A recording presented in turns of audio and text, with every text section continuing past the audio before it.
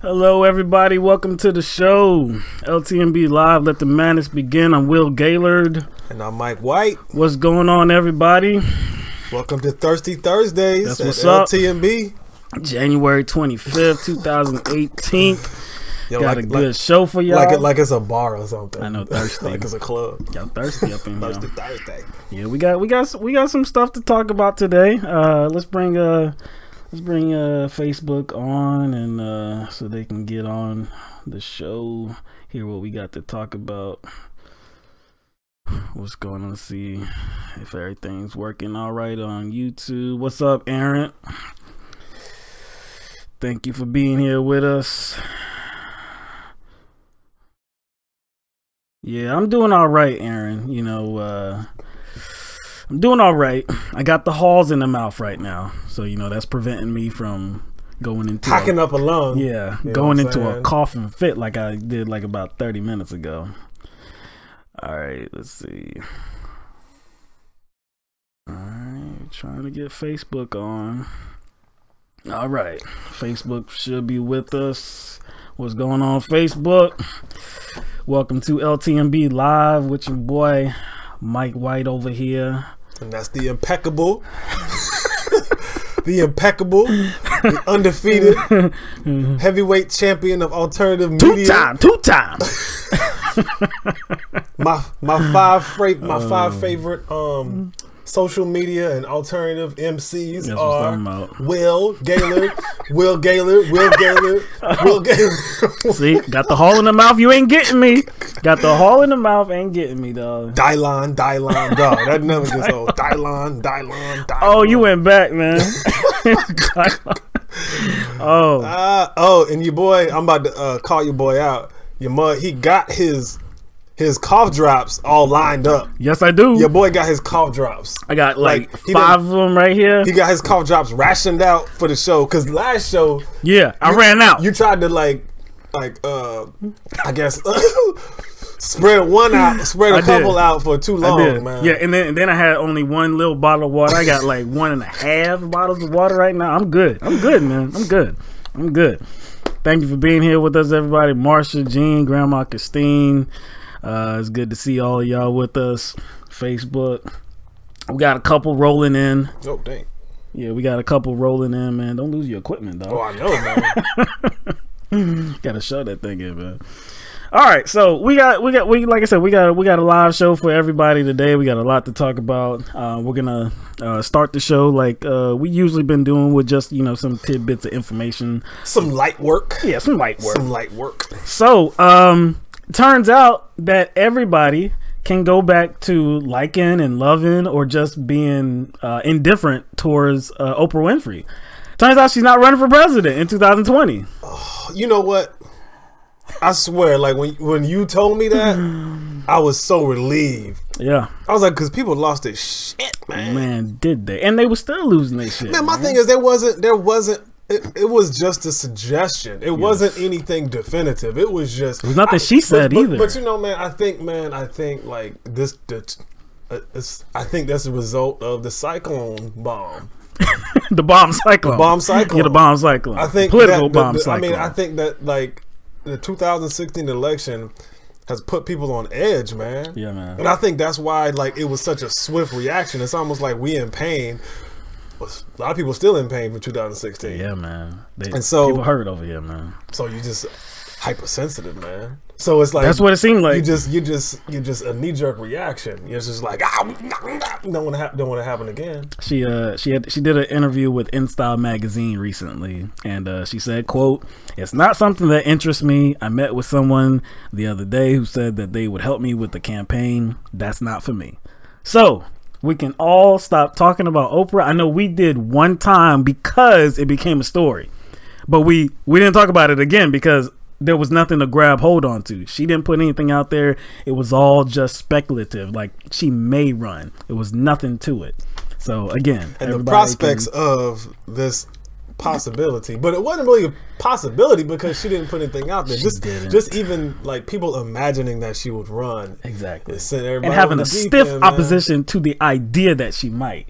Like wait for her to actually say something. I'm telling you, man, jokers are still like tending to their wounds, man.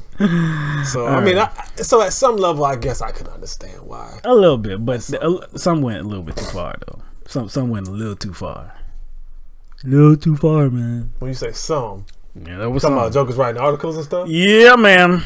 I wonder if she's gonna like write another one. You think? Like the disaster averted article? Because of her increased following. You know what? She doesn't shamelessly have to work with conservatives now. Alrighty. Yeah.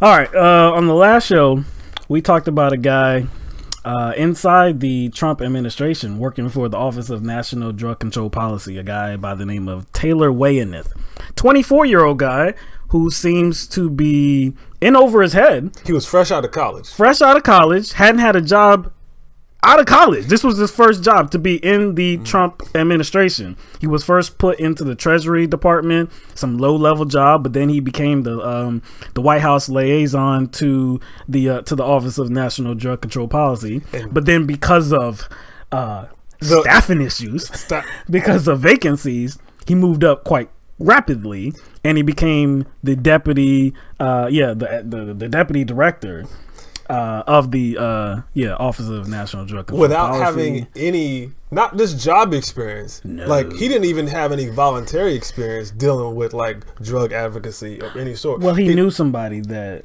had overdosed on heroin. He had zero. Like even somebody. if he was in school and he actually like was on like a part of like groups that dealt with that, I would have like. It would have been a reach. Oh, it still would have been a reach. But at least he would have had something. Some experience. No pharmacology experience. He has no experience. No experience like working with some sort of like substance abuse groups. Nothing like that. He worked at a law firm before as like a assistant. Yeah. And he got fired from that job. He got fired. That was because he was what? Like he was not coming. Not showing up. So he's saying like so wait a second. So he got pushed up because of the job vacancies, and then when people made a stink about his position, they moved to some sort of he was dealing with administrative tasks, I think. And that was pretty recently. That was really recently. I mean, like I said, we just talked about this on Tuesday. So this has just happened. But now there's some new news. Turns out that Taylor Wayanith will be stepping down. Not just from his role that he got demoted into, but he's leaving the office completely. I would imagine so, because if I was him, I'd be scared shitless. I'd be scared because I'm like, oh man, I gotta do the job that I'm not qualified for, that I have no experience, that I could most likely be in a position where I affect a lot of people's lives. Yeah, and you think he would, and make a fool of myself. I'm out. That's probably what he did. And you know what? I said deputy director. No, he was actually deputy chief of staff at the Office of National Drug Control Policy. But yeah, he's leaving at the end of the month. The White House put out a statement saying that Mr. Wayaneth has decided to depart ONDCP at the end of the month. Nothing else. He was not made available for comment. So we just got more vacant positions. So I guess this is another instance of Trump creating jobs. Like, I'm not even, whatever, man. I'm not even gonna fall for that one. Yeah, but he's gone at the end of the month, thankfully, and hopefully somebody with some experience will, actually, you know what, and I say that, and I say hopefully, but you know what, their whole initiative, like their whole strategy, is to prolong the war on drugs, actually. I mean, because this is a war on drugs that they're trying to do something about. Oh, and if they're following the same approach as what Beauregard wants to follow, Jeffrey Beauregard Sessions, if they're following that same approach, what did he say he wanted to do? He wanted to crack down. Yes. So it doesn't even look like they care about putting someone qualified. It makes sense. Well, it doesn't make sense, but it makes sense according to what their approach is. So I think they want to put people in there that know nothing because they have no intention of tackling these issues. Like, if you're actually going to do something about the drug problem in America, if you're going to try to combat addiction problems and rehabilitate people, that's great. That's a novel idea. We all shared that idea. We all are supportive of that initiative. But I don't think you can do that and continue the war on drugs at the same time. They don't go hand in hand. Like, they're opposite ideals. They're opposite strategies. You'd have to attack it a different way. And this administration is not trying to do that. So I don't think there's a lot of, a lot of ground that they can make up. I don't think they can do a lot of good, in terms of like the opioid epidemic. I just don't think there's a lot of good that they can do because they consistently want to push the war on drugs forward. It's not going to work. Again, that's why he took funding away from it. 95%. Even though he said he wanted to tackle it, he took 95% of the funding away. So if you're going to take 95% of the funding away, that tells me what direction you want to go in. Yep. That tells me that told us what direction they wanted to go in. So regardless of who they put in that position, I mean, that's the reality. That's the reality we're faced with as we go forth with this continued epidemic and war on drugs. And again, I think they were hoping to slip this dude in who didn't know nothing. And nobody would notice. Nobody would notice. Because then he would probably be less likely to question any of their strategies going forth. Put somebody unqualified in there, and so nothing gets questioned. You know what I'm saying? So just a few minutes ago, we talked about how Oprah Winfrey is not running for president in 2020, but there is another guy that is given strong consideration to the idea of running for president in 2020 in the Democratic Party. His name is John Kerry. Sound familiar? John Kerry? Is there like a John Kerry II? No. Is there like another John Kerry? No. John Kerry, the same John Kerry. There's a lot of people named John. No. Yeah, I assume there's a lot of Kerry, but this is the same. This is the same dude that ran for president in 2004 against George W. Bush and lost. He was he was just like Gore, like real boring and bland. Very boring. So he was boring and bland and didn't really offer anything of substance. In 2004. Not really. He couldn't beat Bush. Couldn't be Bush. Even though everybody was saying there was no way in hell. I was one of them. Yeah, there was no way in hell Bush was getting reelected. Yep. But he still find a way to lose. Yep. So what are the chances that he's not boring and bland?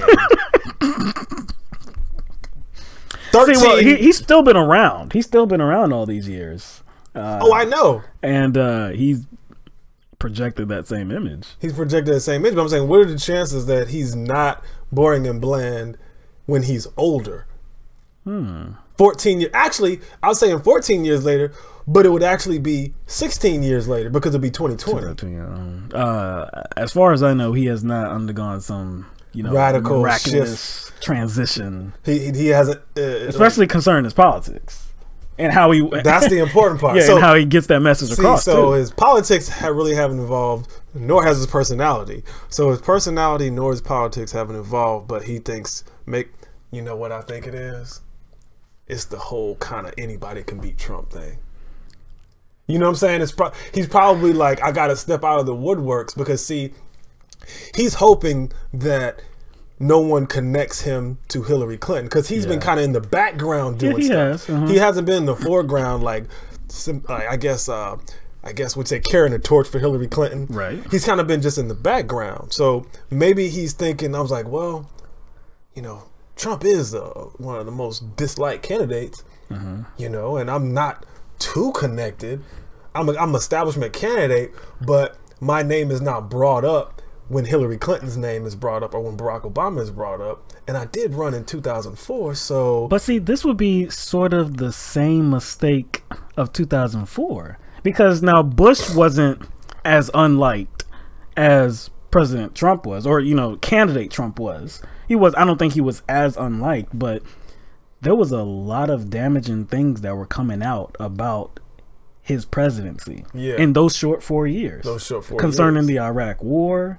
Do you remember the movie Fahrenheit 9/11 had just came out? And everybody was still, I guess, kind of holding them accountable for like the media blackout for not allowing any journalists on that wanted to speak out about the Afghanistan and Iraq. So again, my position was that I wasn't a Kerry fan, but I was saying there's no way that Bush could be reelected, knowing all this damaging stuff that's stopping the recount in Florida. True. So after all that, and didn't they like throw eggs at his car? They threw eggs at his caravan, like on his day out, or his, whatever. But yeah, nobody thought that Bush was going to win again.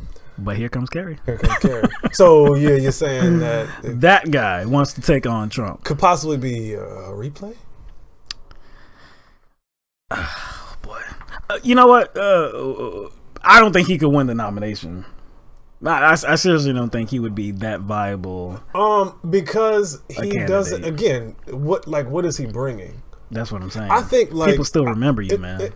Again, what is he bringing? Like comparatively, I think even let's just say now I did hear that supposedly Bernie Sanders is putting together a team of strategists. Yeah, or he's meeting with a team of strategists. Right. I guess as a potential candidate in 2020. Right. Now, even if Bernie Sanders doesn't run again, right? I'm under the impression that he did kind of set a standard.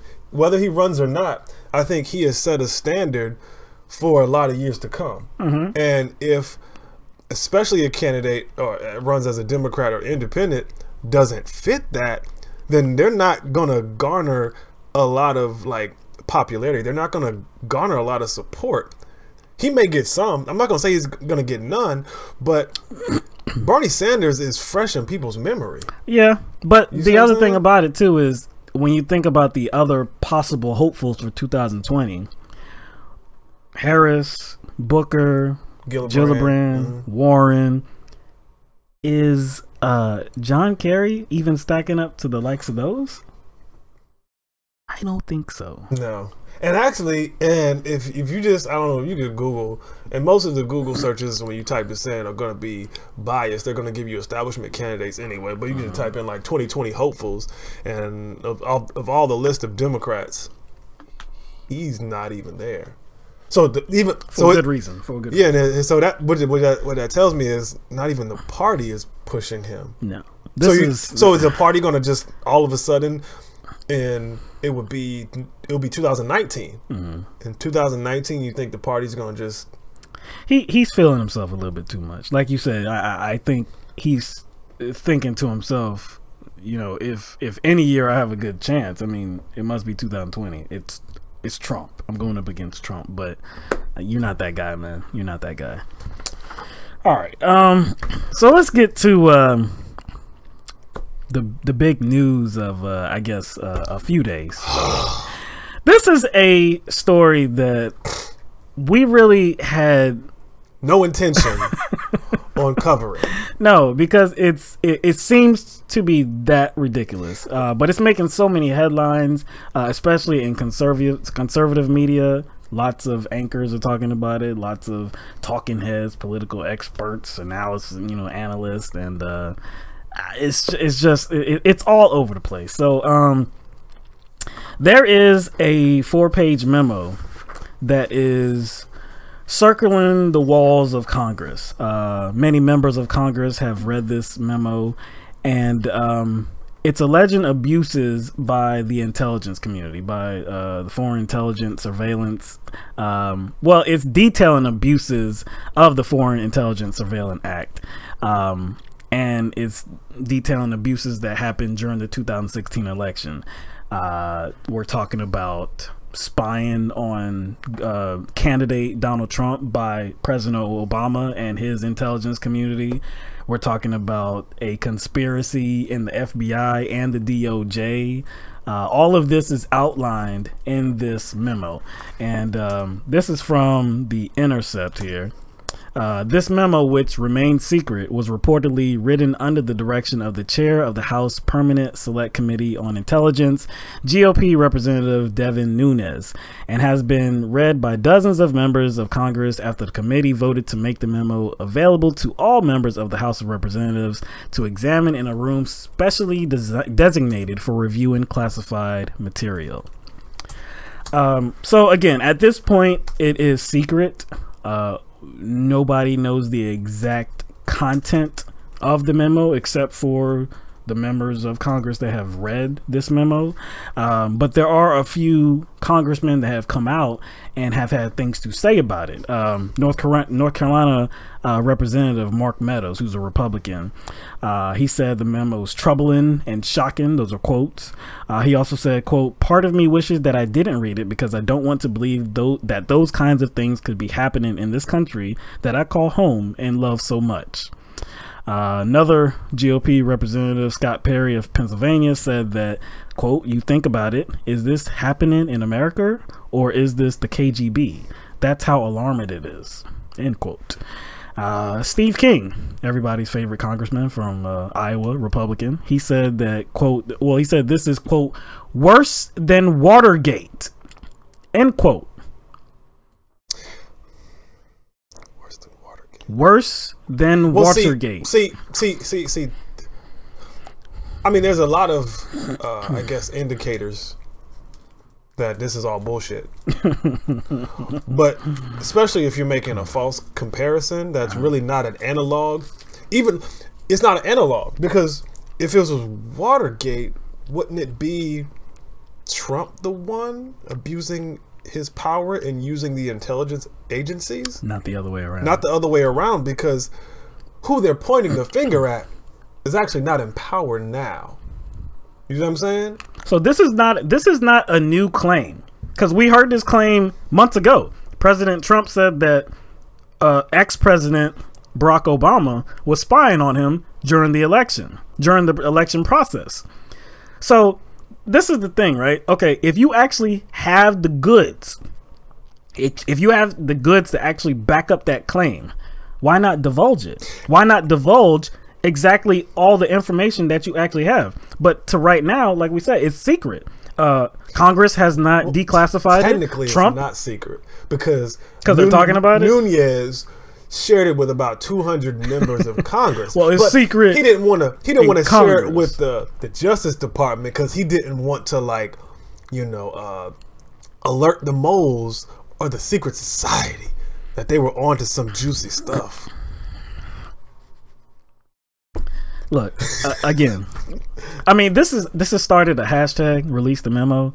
Again, people that believe that there's actually a conspiracy to undermine President Trump's presidency want to see the hard evidence. And so if you actually do have the evidence, like I said, if you actually have the goods, why not divulge the goods? Because William, you've been saying that for months. How ex-president Barack Obama, he used the intelligence community against you. William, who has the power to declassify this memo? Well, Congress can do it, but they're not going to do it. They're not going to do it. Also, the executive branch. Executive branch. The head. The top. The top dude. The top. Yeah. Well, not the top. The top individual. The top individual. Yeah. That would be President Trump. He can declassify pretty much. You said the Congress can anything do it? he want to do. Anything he wants to declassify, he can. House Intelligence Committee. They can do it because Nunez is the chair of that. The one who probably classified this memo. He can declassify, so he can release the memo. He can actually, I think in the Intercept article, they suggested that he could leak it to the media. This would essentially derail this investigation, this obviously false investigation. There's nothing to, according to Watergate, Mike. Watergate. It could squash it. It could squash it if they released it. If they released it, supposedly, so just release I it. think I want to say about 5 days ago, I heard somebody some article, they threw out a number that Trump was going to release it in like 16 days. I was like, why 16 days? So, also what they've been talking about along with this memo is a secret. Well, again, all of this stuff is linked. All of this stuff is linked. But in terms of the conspiracy that's going on within the FBI and the DOJ, they're pointing to communications, some text communications between two individuals. One individual is she's an FBI lawyer by the name of Lisa Page. The other one is an FBI agent by the name of Peter Strzok. Apparently, these two were having an affair as well, but they had some messages, some personal communications going back and forth with their FBI phones, and they got the transcripts to these messages. Now, along with, inside these messages, there was talk about a secret society. Was there talk about a secret society, or just they used the word? They used the term secret society. So this was a day after the election, and there was a message that said maybe this should be the first meeting of the secret society, because they had been texting each other, and they clearly had a negative opinion of Donald Trump. So who's grabbing hold of this is conservative media, conservative journalists, and conservative talking heads, and some so-called progressives. Some so-called progressives as well, because they're saying that this is indicative of who? The deep state. This is indicative of the deep state trying to work against President Trump's administration and his time. This is smoking gun. Smoking gun, because they use the phrase secret society. Okay. So what you're about to tell the audience now is information that pertains to their usage of that the phrase secret society. So what you're about to do now is, like, I guess, show what strings are connected to that word. What other messages kind of support the idea that there is just this vast conspiracy within the FBI, and also the secret society kind of talk is going to lead to other FBI agents as well, right? Is that what you're about to tell me? Right. Yeah, I had that. Man, you cut me off. So I was about to say, I got none of that. I got absolutely none of that. Because none of that's there. I thought, damn it, I must not have printed it, or it's not there. One of the two. What happened to it? It's not there, man. So there's nothing there other than the use of the word concrete. There's no connective elements. No, actually, it seems like they were joking. Like, that's what it seems like. It seems like they were joking when they were talking about this secret society. Also, they talked about like having insurance or something like that on, but like they don't even know like what that means. You know, it's like so hard evidence. We have nothing. So also nothing at all. You did mention something about them not liking Trump, right? I did. And these are FBI agents, right? Well, yeah, one's an FBI agent, one's an FBI lawyer. A lawyer, okay. All right. Was Trump the only person they talked about not liking? Oddly enough, no. I wasn't expecting that answer. Seems like they had negative things to say about Bernie Sanders, Clinton. They also had negative things to say about what's that name? Eric Holder. And who was the former head of the DOJ? Loretta Lynch. They had negative things to say about her as well. So they had disparaging comments to say about, you know, a number of individuals, including Donald Trump. But I guess Donald Trump was the only one they had referenced a secret society. So, like I said, conservative journalists and some who, you know, some people, you know, regular people that are claiming, people who have ran with this claiming they're progressive society. Yeah. So they're saying again that this is proof that there is actually a secret society within the FBI, like the deep state that is trying to attack Donald Trump. Specifically Donald Trump. Now, another point of a point I want to make.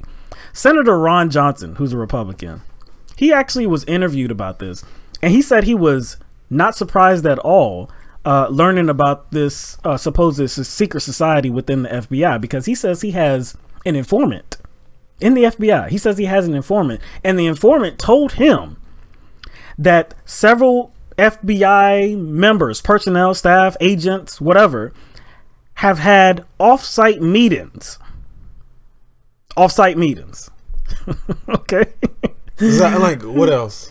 Okay. What did he have anything to say about maybe some things that were discussed in these meetings, like at all, like anything, like anything, like even if it's like minuscule, right? Something specific that he can give us the at least like grab onto a seed. Okay, so in another interview he did a short time later, he admitted that he still had that FBI informant. You know, he got that mole in there. But then he said he admitted that he has no idea who was meeting and what they were meeting about. So the mole. Yes. Moles are tasked to do what? They're tasked to get information. Reveal information and bring it back. No doubt. Even if it's a little bit. Just little by little. You're like a spy. Yeah, like a spy. So this supposed mole was able to tell him that there were secret sites that people were meeting at. Yeah. Some offsite meetings with some FBI personnel. So okay, let's set it up. I'm that mole and like, yo, dude, I got some information. Secret sites, people meet.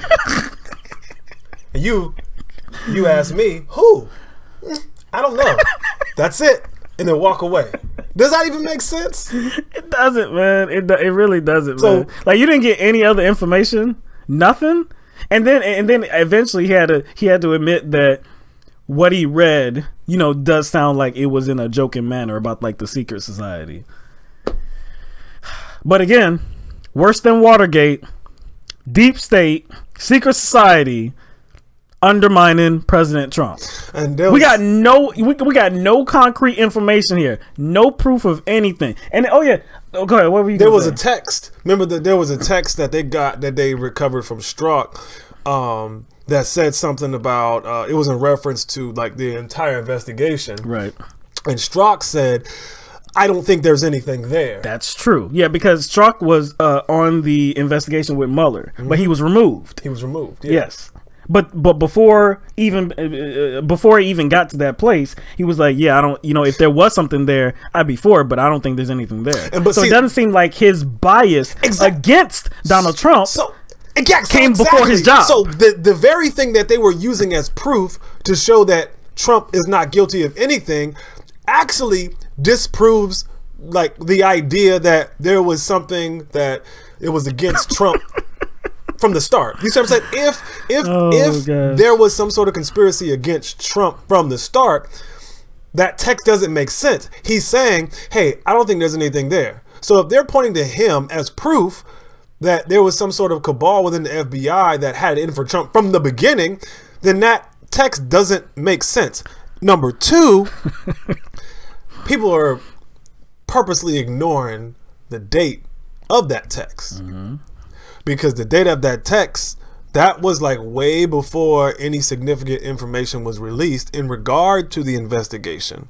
That was just way before the indictment. So yeah, a neutral, impartial FBI agent or investigator will say, hey, I don't think there's nothing there if they don't see anything. Right. If he thinks that there's something there, regardless of what information is true or false, he wouldn't say that. But see, what they're weighing more than a text like that is personal communications with somebody that he was having an affair with. That seems to be like, or it would make sense that it was said in a joking manner about a secret society, because there's nothing else that proves that there's actually a secret society that they were detailing and discussing. And there's no other text to any other FBI agent along those lines. Nope. Just between those two. Just between those two. And they just happen to be, you know what I'm saying, doing the thing. You know what I'm saying? And also, yesterday, a lot of these same talking heads were they were highlighting the fact that there was like 5 months of text messages that were missing between these two. And they were like, yeah, right. You know, really? Look at the dates, man. 5 months of text messages? Really? Just by coincidence? Yeah, right. That's all. That screams conspiracy, right?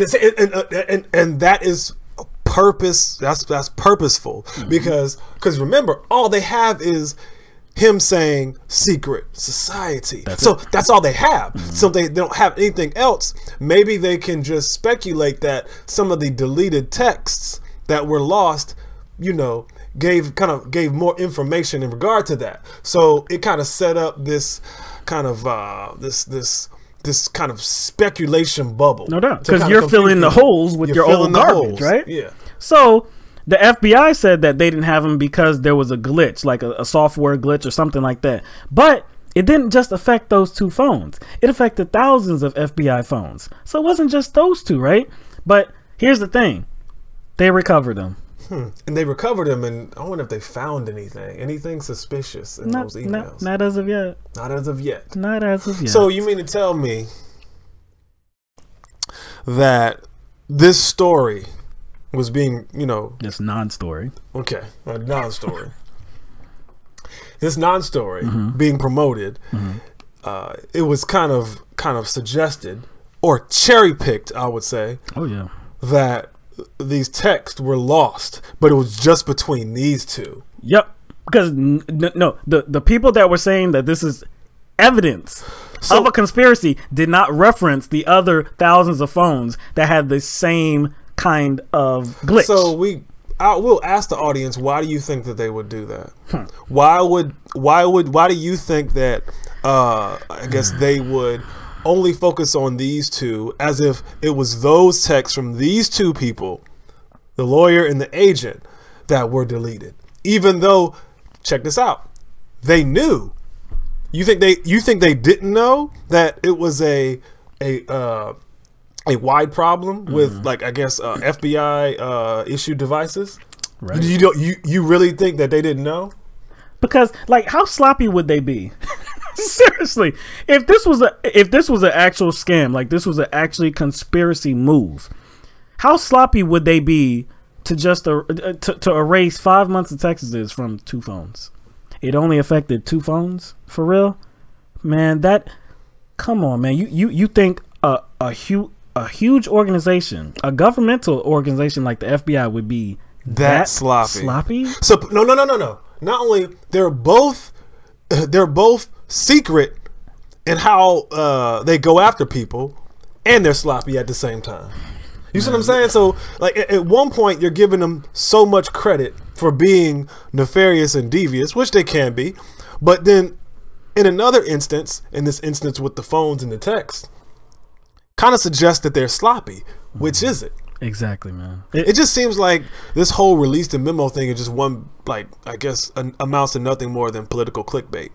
Dog, this is political theater at this its is clickbait. finest, This is like a clickbait. It is, man. Like I was watching Nicole Wallace on MSNBC, and she was saying how ridiculous, how nonsensical this whole story is, and how this could be political suicide for Republicans. Because think about what the FBI has been, I guess, looked at as. It's been like a center-right organization.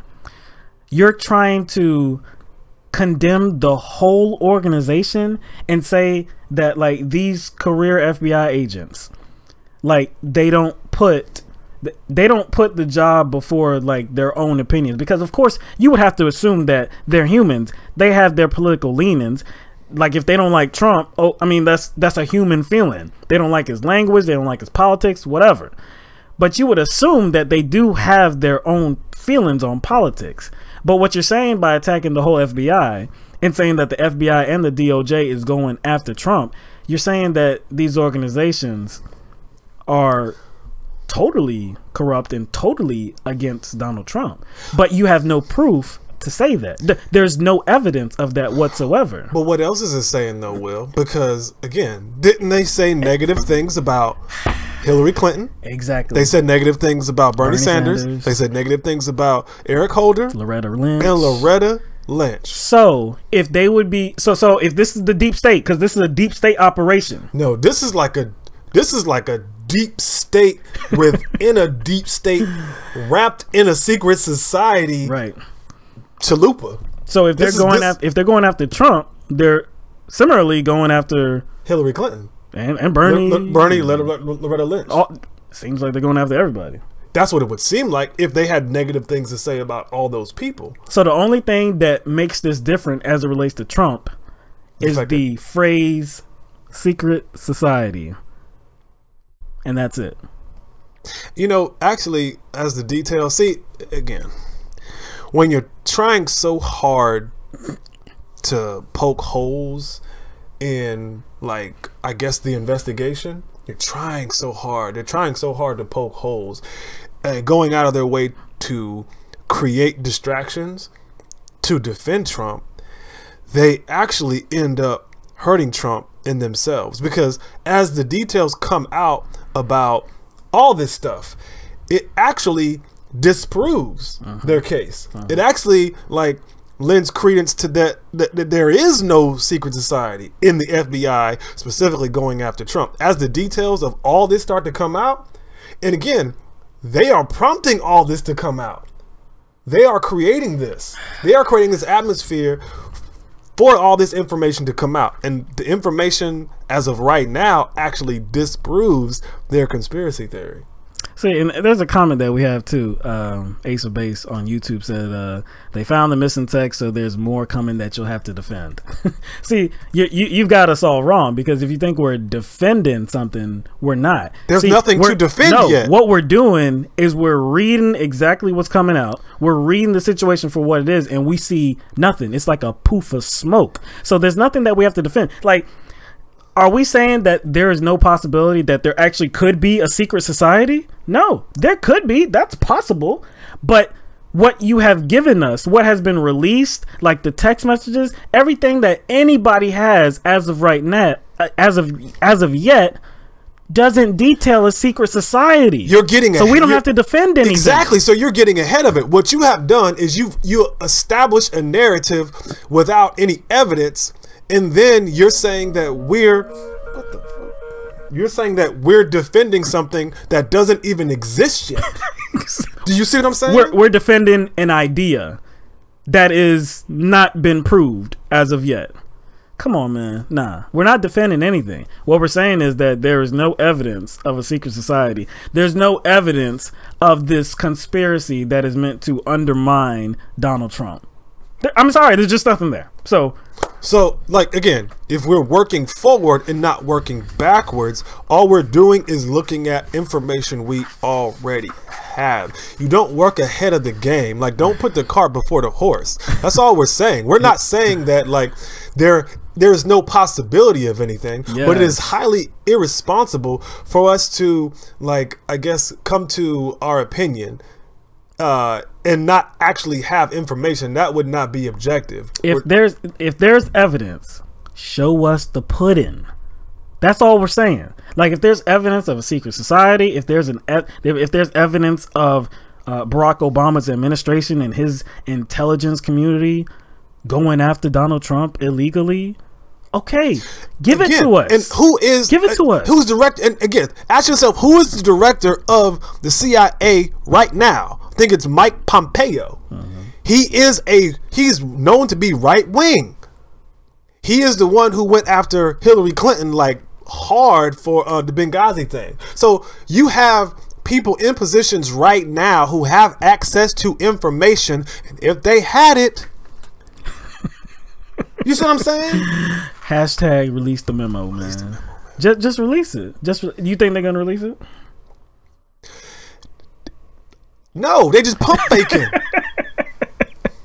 It'll be interesting to see if they will. They're forever pump faking. They're like, because they put themselves in a really difficult spot right now, though. To say that this is worse than Watergate, for a congressman to say that this is worse than Watergate, but then you don't release it, that's gonna look really bad. Something that you can't go without mentioning is Ian James Chapman.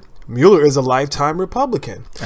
Now that all these pieces are kind of like, I guess displaying themselves, like the whole Hillary Clinton, Democrat, Obama being like a part of this deep state cabal, directing these intelligence agencies to take down Trump, starts to make less sense, because then it wouldn't be just Hillary Clinton. It would have to be Mueller, who is a lifelong Republican. It would have to be lifelong Republicans. It would have to be conservatives, like the director for the FBI, the current director, Mike Pompeo. So it couldn't be like this Democratic Hillary Clinton cabal unless these plans were made a long time ago.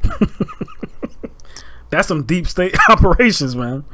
I mean, we understand they do have long range plans, but as far as people have been presenting it as like this Hillary Clinton and Barack Obama led deep state, the fact that there are lifelong Republican and lifelong conservative elements like involved in this investigation, that doesn't make any sense. It's like it's falling apart.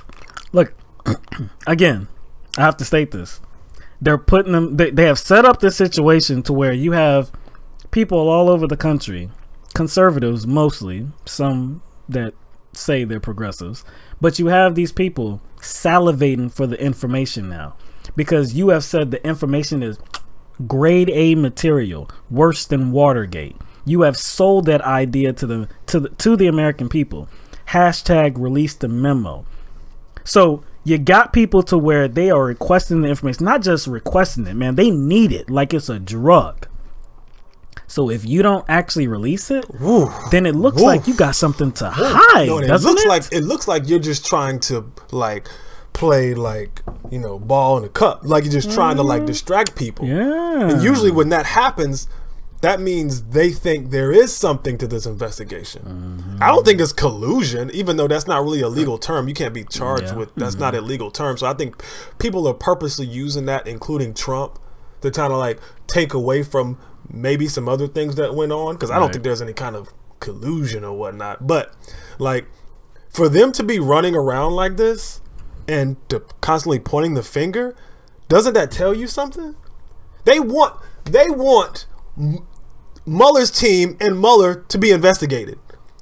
You know they do. They want Mueller off the investigation. Off the investigation. Yeah, that's what they want. They want an investigation of the investigation team. Like, I'm pretty sure that would be impartial though, right? Like, man, get out of here. Like, if there's nothing to see here, Muggs wouldn't be running around hiding in corners and peeking their head around corners. And you know what I'm saying? Come on, there's something there. There's obviously something they're scared about, and they're like shaking in their little boots. The loafers. The penny loafers. Yeah, man. Again, man, for all intents and purposes, man, this looks like a non-story, and this is something we didn't want to run with, but like I said, it's attracting so much attention. It's attracting so much attention. We had a comment on it, and it's accomplished. Apparently, it's accomplished what it was supposed to. Obviously, it has, but again, it may went way too far because, like I said, you got people salivating for it now. But what are you gonna do? All right, and again, okay, and see, I'm okay. See, okay. If you're going to you have to update the conspiracy. I have no problem with the conspiracy. The problem I have with it is people don't update it based on verified and new information that has come out. So if you're going to update the whole Obama, spied on Democrat, President Trump, secret society, Little Rascals Club, whatever it is, whatever you want to call it.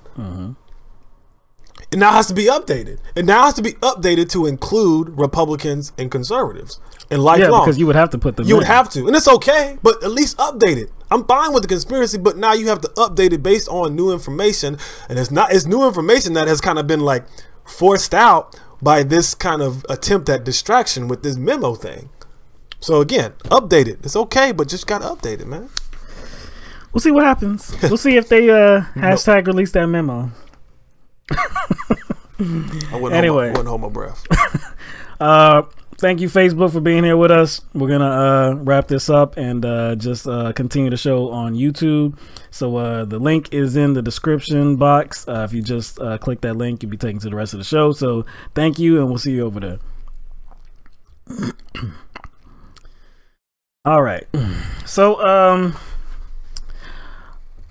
some President Donald Trump made some news today. It was kind of soon, right before we went on, actually, we saw some news reports saying that President Donald Trump is actually proposing a pathway to citizenship for undocumented immigrants.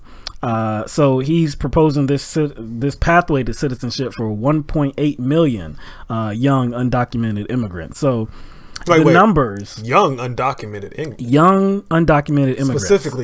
specifically young. So right now there's about 700,000 people that are protected by DACA. A White House administration official said that there's another 1.1 million that's currently not protected by DACA, but they qualify for it because of their age and their status. So this would protect all of them, about 1.8 million individuals. So what Donald Trump is proposing is that these people do get a pathway to citizenship. What does he want in exchange? Well, of course he wants the border wall. Of course, he wants about $25 billion in funding for his border wall. Also, he wants, he wants to end the family migration, the chain migration. He wants it only limited to your immediate family, like your spouse and your minor children. Minor children now, okay? Minor children, not your children, but your minor children. Also, they want to end the diversity lottery. We've talked about that before. They want to end that. And then they also want more funds for personnel, I guess, ICE agents on and, border patrol, stuff like customs, that. But one piece of this proposal that some of that might already be a poison pill, but one of the pieces of this that might be a poison pill as it relates to Democrats is that they want to close some legal loopholes. I guess that would make it easier for them to deport more people. That's interesting. That's very interesting because they're already, they already ramped up the efforts to deport more people than even Barack Obama was doing, right? And the way they're doing it too is very aggressive. Yeah, very aggressive. Going on buses. True. Spying on Motel 6s or getting Motel 6s to give up information about its clients. Yes. It's just interesting. Like when I read that closing legal loopholes, right? I thought of some other legal loopholes that remain open. Specifically when you're talking about taxes. Now, Republicans don't seem to want to do anything about legal loopholes as it relates to the rich, the very wealthy, corporations, big business. They keep those legal loopholes in place so that corporations can continue to take advantage of them, even when you give them a gift of something like 21% on their taxes because it was cut down from 35%, even though they weren't paying 35%. So you're giving them gifts. You left that legal loophole, carried interest. You left that in place. You left a whole bunch of stuff in place where these corporations and these rich people are able to take advantage of to reduce their financial responsibility or reduce their tax burden. There's a loophole that that corporations abuse, where they can kind of move their headquarters about to avoid certain taxes. They knowingly do this. The companies knowingly do it. They do it on purpose, and Congress allows them to do it without any punishment to avoid taxes. No doubt. And so, loophole. And so because of this, and because of this tax bill that they just pushed through Congress and that President Trump signed, it's to a detriment to the country because it's going to add trillions of dollars to the deficit. But that's okay. That's okay to leave those legal loopholes in place. But when you're talking about removing people from, the confines of America, oh no, we need to get rid of those legal loopholes right there. And we're not talking about criminals either. I mean, we're not talking about hardened criminals or criminals. We're not talking about. No, we're not talking about that. We're not talking about people that have committed crimes or anything like that. No, we're just talking about people that are here without citizenship, that have crossed over the border by any measure, if they overstayed their green card, if they just crossed without any documents. But don't you think it's interesting that the face of immigration is a certain hue? Oh yeah. Even though that they're a little tan. Yeah, a little brown, a little brownish. Even though that they're documented immigrants here of European descent. How come that hasn't been the face? I understand as far as numbers go, but I forgot the number, but it's over 1 million.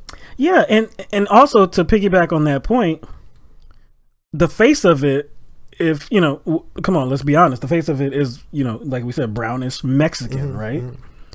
Now the the immigration rates coming from Mexico and going back to Mexico, more are going back to Mexico than are coming into the country. So it's a net negative. So you think the problem has been exaggerated? Oh, it's been greatly exaggerated because whatever the problem was before years ago, it's not that same problem. Again, there's a net negative.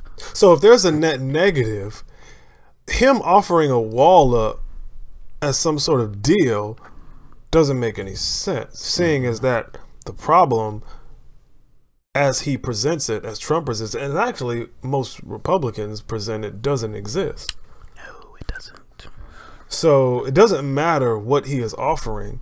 The wall still doesn't make sense. Yeah, because it's not going to do anything. Why pay $25 billion for something that there's not a significant problem? Also, and if his, I guess, the pathway to citizenship that he's offering, if it is actually efficient and actually works, then wouldn't there be no need for a wall? Because there wouldn't be people trying to get over.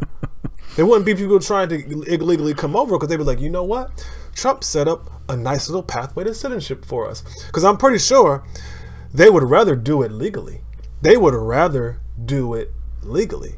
But if there's no easy pathway, no efficient pathway, and nothing is being done, how else do you think they're going to come over? But again, if he is offering some sort of, I would say, a seamless strategy, if he's trying to put forth some sort of seamless strategy, I guess that efficiently addresses this, I'm pretty sure the wall would be kind of an obsolete idea, wouldn't it? You see what I'm saying? There's lots of reasons that the wall is or should be an obsolete idea, man. There's lots of reasons. But this pathway to citizenship that we're talking about that Trump has offered, do you know the length of time that he's talking about? Again, we're talking about DACA individuals who've been here for 10, sometimes 15 Yeah, years, 20 years, their whole life. Their whole life. All right, let me guess. 2 years? Okay. My hot or cold? You were very cold. Ooh. Five. Double that. Wait, what? I said double that. So his pathway to citizenship is 10 years. It's 10 to 12 years. And this includes individuals who are benefiting from the Deferred Action for Childhood Arrivals program right now. Correcto mundo. Wait. So they have to reapply for their citizenship for 10 to 12 years, even though they've been here for 10 to 12 to 15 to 20 to 23 years or their entire life. So yes. Okay. They've been qualifying. They're here doing the right thing. Already meet the requirements. They know English. They're gainfully employed or they're in school. Got businesses, got jobs, got families. All of this, right? So why do they have to kind of requalify for something that they already qualify for, that they've already fulfilled the requirements for? 10 to 12 years? Why? That doesn't make any sense. That makes zero sense. I know you went to school to get your degree, and you have your degree. Your degree is valid now. Your degree is valid now. That's what they're saying. But you got to reapply. Why? Even though you did all the right things. You did all the right things. You have your requirements. It doesn't matter. You got to do it over again. And it's gonna take a long time. It's gonna take a long time, maybe even longer. Even though I'm not gonna learn anything new. Like there's nothing new that I must do. It's just that you're giving me this long time frame to where it's like you're like, well, you can't get it until this amount of time has passed, even though nothing's gonna change in this amount of time. Right. There's nothing that changed. Like, what if they don't have to get a job because they already got a job? Well, yeah. What if the company said you have to have this degree and you have it, but they say, well, we're gonna cut it off at people who got this degree in 2018. You got your degree in 2017, and they said, well, we'll hire people who, we'll start hiring people who got their degree in 2018. If not, you're gonna have to go back to school. Well, does that even make any sense? This makes zero sense. And, on both sides, too, I don't think this is going to pass. I really don't. Because, one, I can't say that I don't think this is going to pass. Because, we've seen the effort by Chuck Schumer to offer the border wall. So, this is something that, maybe he might be in agreement with. And maybe some other Democrats might be as well. I just don't know how many of them will be. But then on the Republican side, you're talking about a pathway to citizenship. Now, I know it's an extended period of time. It's 10 to 12 years. That's a long time. But there are some hardliners. There's a lot of hardliners in the Republican Party that are like, absolutely not. There is no pathway to citizenship that I am going to be supportive of. So, I don't know. Trump is framing this as like, he's framing this as like a sure thing. Something that both parties can, get behind. Like Democrats would be crazy to pass this up. He said the White House says that this is, quote, a dramatic concession. A dramatic concession. But again, we got to remember who we're talking to. That anything that he proposes is automatically fair. Yeah, man. No matter how much everybody else is giving up and he is getting. Everything is a fair a suggestion to him. Yes. Like I said, man, we'll see what members of Congress, what their response is to this proposal. I don't know. I don't really think it's gonna go anywhere. But that's just my opinion. I very much could be wrong. Let's go to net neutrality. So net neutrality. We all we've been discussing net neutrality. And simply, net neutrality is the internet as we've always known it. And during Obama's administration, he put some rules in place that solidifies that. Establishing it as like a utility. Yeah. a fair place where content is treated the same no matter where it comes from, no matter what the content is. Well, seems very democratic, right? Yeah, it does seem very democratic, very fair. Well, those rules were tossed out. They were repealed by a Republican-controlled FCC board, led by the FCC Commissioner Ajit Pai. And that was just last month. Was it last month? Yeah, in December, early in December, they repealed those rules.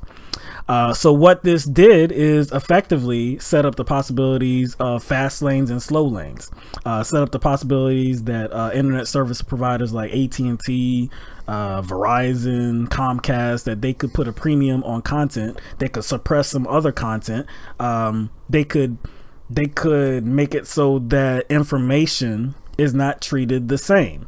And if you're a content creator, you may have to pay something to get your content more readily accessible to more people, or maybe you have to give up some part of your company, your business, control of some kind. So again, they're creating a situation where independent and alternative, even not just media, any people trying to sell something, just anybody, they may not even be able to make ends meet. It could affect support their platform, anybody and everybody.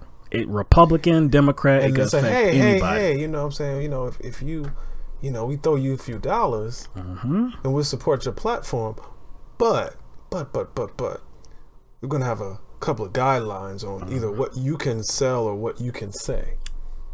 Much like cable. Much like cable. So anyway, enter Burger King. Enter Burger King. So I know if you haven't seen this video, we're going to play a video for you. You might be asking yourself, what the hell does Burger King have to do with net neutrality? Well, this video is going to answer that question for you. So this video is about just over 2 minutes long. So here it is. There was? With net neutrality, some people, for what it's worth, just, I don't know exactly, but it is.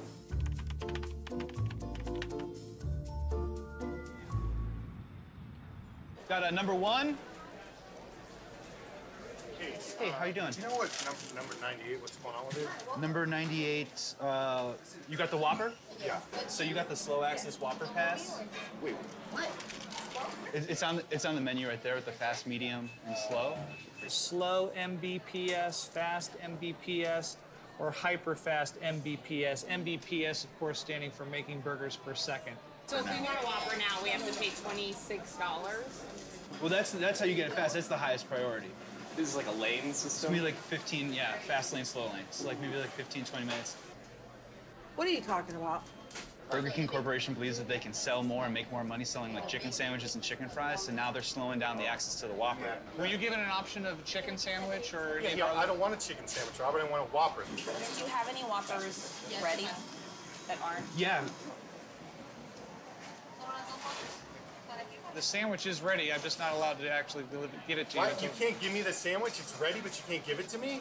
The Whopper neutrality was repealed. They voted on it. Whopper what? This doesn't make any sense. Fortunately, I have no other choice. Oh my God, this is the worst thing I've ever heard of. See, like he got the fast, and now he's getting his. Are you kidding me? You paid $26 for a Whopper? Yeah, he ordered it. Now he's a higher priority, so. Come on, guys, like, I want a burger, man. If you'd like, this is a bad dream right now. I just want a burger, brother, a burger. You want I feel like I'm going insane. This is crazy. Here's what I'll do. You have the bag, and I can put it in the bag in 42 seconds. Hold on, 10 seconds. We don't make the rules. You just enforce these ridiculous rules? Fortunately, we have to. Come on. I felt like I was being taken advantage of in a sense. Just as a customer coming in to get their food, it felt like a power move. They already changed the policies overnight or whatever. I didn't think that ordering a Whopper would really open my eyes up to net neutrality. The Whopper actually taught me about net neutrality. It's stupid, but true.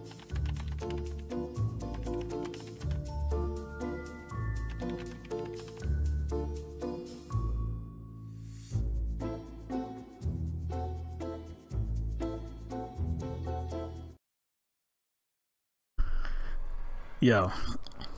Marketing department for Burger King. We not supposed to be, you know, giving any credit to, you know, fast food chains, but you got to give credit where credit's due. They put their foot in this one, man. Man, that's a huge win for the marketing department, man. Burger King for the win, straight up, man. Who would have thought that a fast food restaurant could effectively explain what net neutrality is and the argument for it and against what the FCC commission did? I mean, that's that's crazy, man. And you know,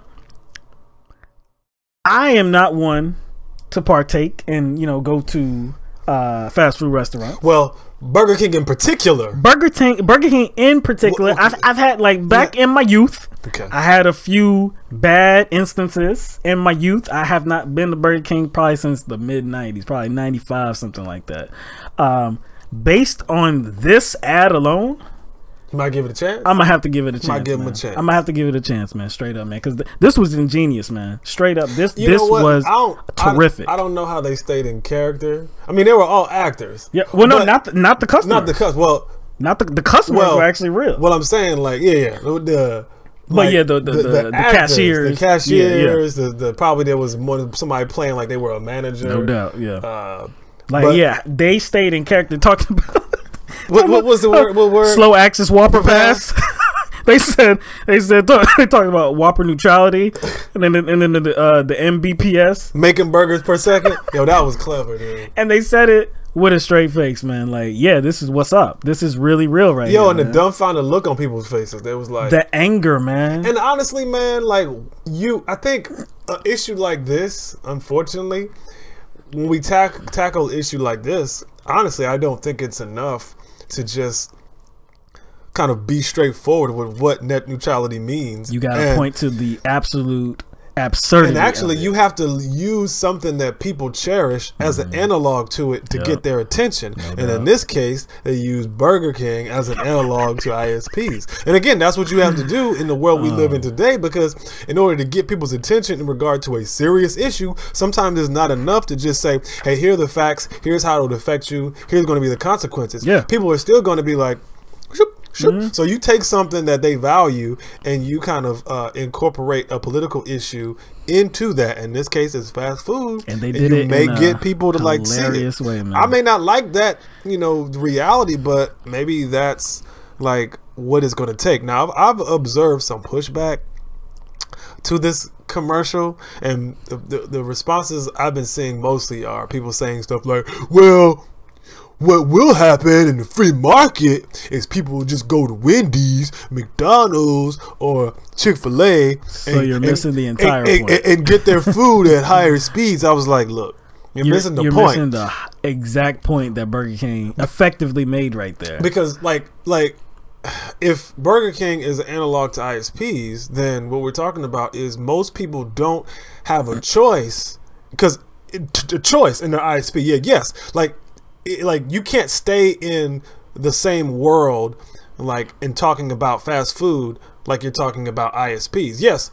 in the real world, people have a choice of what fast food chain to go to. You know, you have a lot of choices. You have Burger King, McDonald's, Chick-fil-A, Arby's, wherever. Bojangles. But in this ad, Burger King is the world. Burger King is the world. Burger King is like an analog for the world. So you get and again, in reality, most people don't have a choice in ISP. So either you pay for the high speed or you don't, and those are the results. So, like I said, they managed to to communicate their position very effectively, and like I said, I congratulate them. I never thought I'd see the day, like I said, that Burger King would be involved in this discussion, but we are here. So like I said, I'm glad that they brought some awareness to this. I don't know if the first two people that were on the video, if they were real or not, because they had no clue what net neutrality was, but this does educate a lot of people about it. I think this video has been viewed over 1 million times. I know it's gonna far surpass those numbers.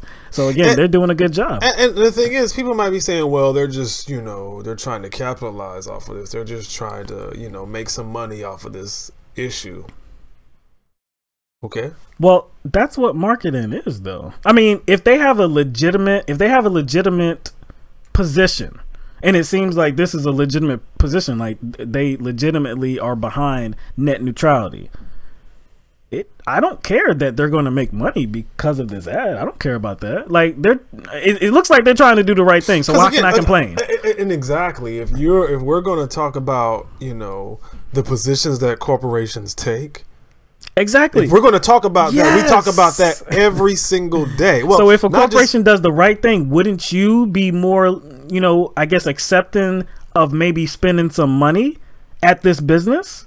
You think that's a bad thing? That's not a bad thing. If they put themselves on the right side of an issue, then yeah, I'm going to give them a second look. If I wasn't already spending some money with them, then yeah, I'm going to be like, you know what? Looks like they're an ethical organization. Maybe I'll give them a look.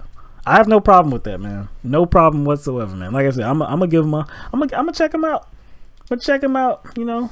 Yeah, I saw like the dislikes. I don't know how many. It was over. Had to be over 4,000 or 5,000 dislikes. And the first thing I thought was that Ajit Pa created a few thousand accounts and downvoted it. Oh, snap. And with that, I gotta get me a haul. Oh, you know he didn't appreciate that. You know he didn't appreciate that. Dog. Like I said, and you know what? We try to do the same thing here too, you know, because you can't just attack news and you can't attack issues like the same way and like in a very serious matter. We talk about serious stuff all the time, but we also have fun with it. We also laugh about it all the time because sometimes you have to point to the absurdity of something to really get that message across. And Burger King, straight up, man, applause, man. They did a great job. All right.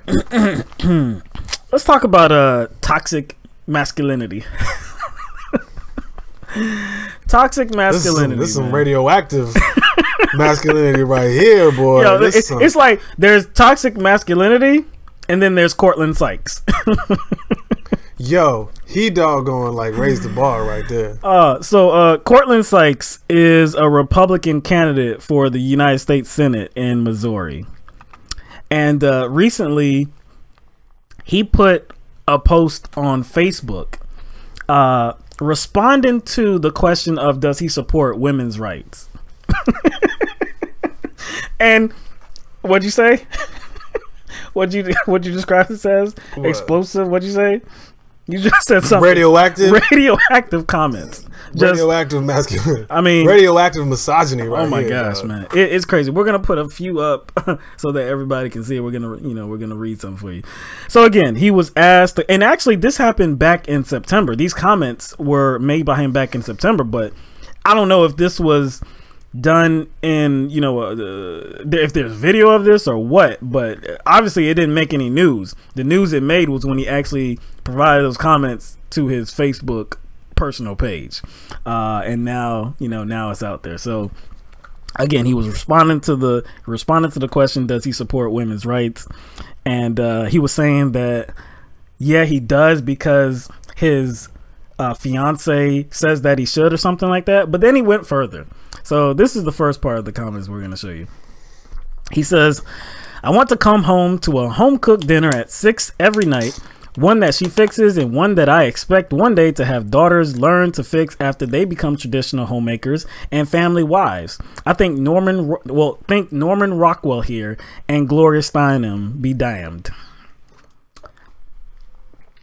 So, look, the first part of that, look, man, if he wants or if he requests, it doesn't seem like this is a request, but if he's somebody that doesn't cook dinner and he needs his woman to cook dinner for him, Like, that's not the worst thing in the world. Like, I'm not a cook. But the question was about women's rights. It was rights. about women's rights. Exactly. Like, I have no problem if you have an arrangement with your girlfriend, with your fiance, wife, and that, you know, she does all the cooking.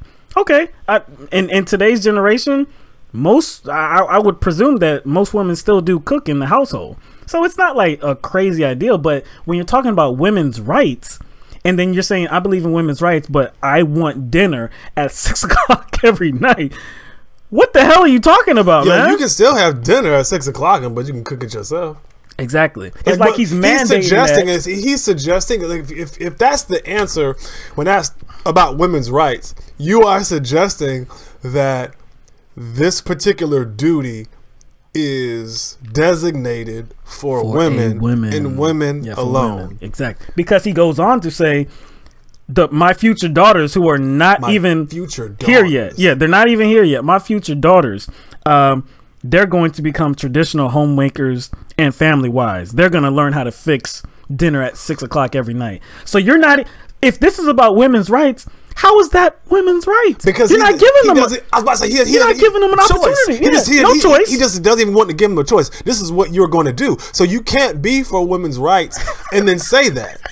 But I'm trying to figure out like where is he drawing all of this from, other than like sexism and misogyny. I'm pretty sure somewhere in the Constitution, under the Bill of Rights, it says like freedom of speech, freedom of religion, freedom of press, freedom of roast beef and mashed potatoes at 6 o'clock. At 6 o'clock every night. Made by woman. That's got to be in the Declaration of Independence, dog. Yo, this life, liberty, and the pursuit of spaghetti and meatballs at 6 o'clock. Specifically made by a woman. Yo, but he's just getting warmed up. Okay, he's just getting warmed up. All right, so this is the second part. I don't buy into radical feminism's crazed definition of modern womanhood, and I never did. They don't own that definition and never did. They made it up to suit their own nasty, snake-filled heads. Modern women can be anything they want, including traditional women, as millions are and millions more are fast becoming. Millennial women voters despised Hillary and cost her the election, and they weren't Russians. I wonder why they despise her. One reason is they look at her personalized wreckage and didn't want to become like her. Yo. Wait. The last part of that. So he throws Hillary Clinton into the mix and says that specifically millennial voters, millennial women now, were like, they looked at Hillary and was like, you know what? I don't be nothing like her. I'm voting against her. And that's what cost her the election. But, okay, forget. I know. Like, think about both sides now. Like progressive millennials, conservative millennials, or liberal and Republican, whatever, both sides of the aisle, right? Are you telling me that millennial women were like taken aback by Hillary Clinton's ambition and her independence? Like, okay, let's separate this now. And we're talking about just her, not just as a politician now. No, just her as a woman. Like, in the job place trying to seek office. Forget like, you know, the corruption and all that.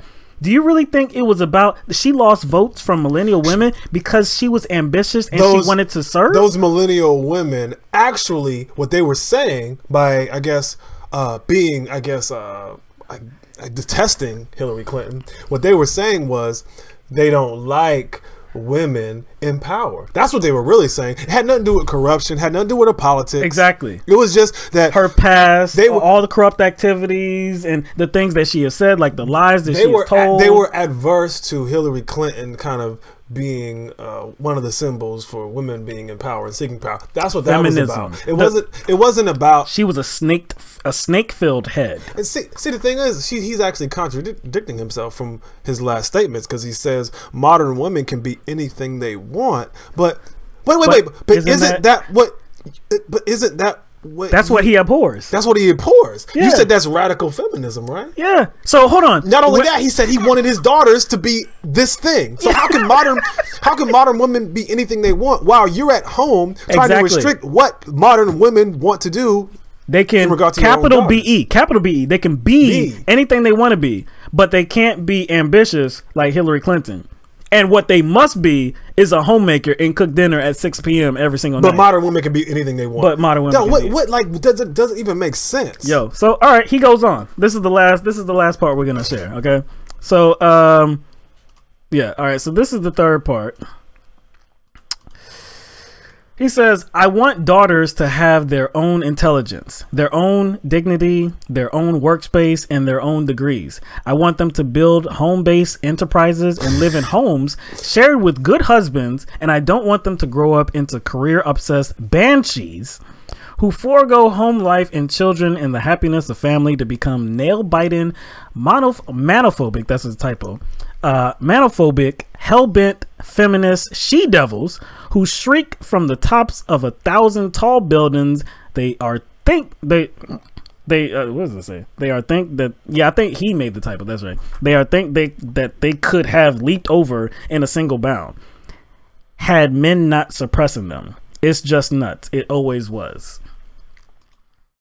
So again, yo, he sounds like a bitter dude. It's one of those dudes that's like really insecure and afraid of being, like, I guess, made equal to a woman because there's some sort of self-consciousness that he has. He's obviously bitter, and like I said, it just seems like there's a lot of like self-esteem issues that he's like probably been rejected. Yeah, he's projecting out on the women. He's been rejected. He's rejected, yeah, but he's projecting that back onto women. But so again, what's good for women? He says this, and like I said, if you read the first two, then he says he wants his daughters to have their own intelligence, their own dignity, their own workspace, their own degrees. But then he said he wants them to do that inside the home. So there's no room for them wanting to be anything that they want to be. There's no room for this modern woman that he's talked about in the second paragraph being whatever they want to be. No, what you have to be is you have to create some type of business in the home place so that you are there for your kids and you are there to make me my dinner at 6 p.m. And anything, but you can be anything you want to be. But see, and anything that's not that is radical. Radical, snake-filled, banshees, she-devils. Wait a second. We got a call. Yo, it's the 1950s. What up, dude? It's the 1950s. It says it wants its misogyny back. Man, like I said, there's toxic masculinity and there's Cortland Sykes, man. Like, we see it all the time. I mean, it's all over the place. It's still in 2018. It's still all over the place. But to be on this level and to be public on this level, and this isn't just like some dude that got caught on camera at your local Walmart or something like that, just, you know, spraying his feelings. This is some dude that's running for the Senate, the U.S. Senate in Missouri. It's supposed to represent women. Not just, I mean, he's supposed to represent. I'm saying he has I mean, he's representing women. That's a part of his business. I'm sure there's a lot of women in Missouri. Come on, are you telling me that women are gonna get behind this message? You don't have to be like gung ho about femininity as well, but you're telling me you're gonna get behind like this toxic message? She devils and banshees, snake filled heads. Wow. This is whoever is instructing his campaign, leading his campaign, dropped the ball. You dropped the ball big time, man. What you did, you should have revoked control over Facebook.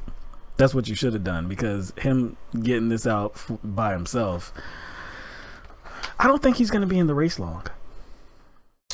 Yeah, I think he stepped in it. He stepped in it a lot, and it's going to follow him for quite a while. Yeah. You can't just write any of this stuff off as being like a slip of the tongue or a mistake. That's the problem. I wonder if the apology is coming. Well, whenever he's up for re-election. Well, he's not in office. Oh, he's not in office no more. No, he's not even in office. No, he's running for office. So yeah. Oh no, I'm thinking is an apology coming? Oh no. What I'm saying, like, it's gonna come because we have to get those votes. Exactly. All right. let's get to oh yeah, okay. Let's talk about so there was this guy that had I'm sorry, yeah, I was listening. But anyway, there was a guy that had defected from North Korea to South Korea in November of last year. The guy's name was Oh Chung Sung, and at the time, it was suspected that this was like some elaborate plan. He'd been, carefully manufacturing this plan for some time. And eventually, he had an opportunity and he defected. Now, he was hospitalized because in making his way across the border to South Korea, North Korea soldiers had shot at him. So he was hospitalized. He lived, he's still alive. But now there's some video of how he actually defected to South Korea. So you could see his truck. He was driving in the truck and he was speeding along to the demilitarized zone. And then he got to a place where he had got his truck stuck in like a ditch or something like that, and that's when he exited the truck and made the rest of his way on foot. That's when the North Korea soldiers was trying to follow after him and shooting after him. They shot at him something like 40 times, and at least 5 bullets had entered him. They got him at least 5 times, and he was just laying there. And South Korean officials, they actually were able to pull him across the border. But anyway, they no longer believe that this was some carefully plotted design. Escape, like he's getting away from the authoritarian thumb of Kim Jong-un. No, they now believe that it's possible that he was drunk. He was just drunk, or they believe that 1, he was drunk, and 2, he possibly had an accident, a car accident. Oh, so probably in a military vehicle or something. And he was not trying to face the punishment. Yeah. So he was like, you know what? Forget I need this. to get the hell up out of here. I need to get out of here and make my way to South Korea. And that's what he did. So yeah, there was nothing about like he had committed, I guess like a serious crime like murder or anything like that. He was trying to get away. No, they think this dude was drunk and he kind of just like came to this, just on a whim. But anyway, he was hospitalized. They got the 5 bullets out of him. He's also being treated. He's still being treated for he's being treated for tuberculosis, and he's being treated for a parasitic infection, and that's presumably due to like the poor conditions in North Korea. So he can only be right now. I think he can still only be interviewed about like an hour a day because of that, or something like that. But it's interesting that there weren't like more defectors. You know what I'm saying? If that was the case, this was like the first time. This was the first time. In actually, maybe like a decade or so. Actually, it wasn't the first time then. It was thought to be another time. Right. So now it's kind of that kind of narrative is kind of being pulled back now that we have more information. So really, it wasn't another time at all. True. But kind of like a plan. Yeah. And I think the consequence of this kind of ongoing dialogue, well, I wouldn't even call it dialogue, but just I loosely call it dialogue between Kim Jong-un and Trump and this administration and how they're dealing with North Korea. I think it would automatically cause people to knee-jerkingly say, "Oh, he's trying to get away from Kim Jong-un." And of course, Kim Jong-un is he runs his country like an authoritarian. So I can see how people would jump to that. So one other during like the report that I saw, the video report that I saw about this, they included one piece of information that I thought was very unnecessary. It was very unneeded, but I think it was put in there to kind of push Western idealism, Western ideology, stuff like that. They talked about how since he's been in South Korea and he's been in the hospital, he has been watching American television, and that he's taken a real liking to shows like CSI. I guess you can't get that in North Korea. So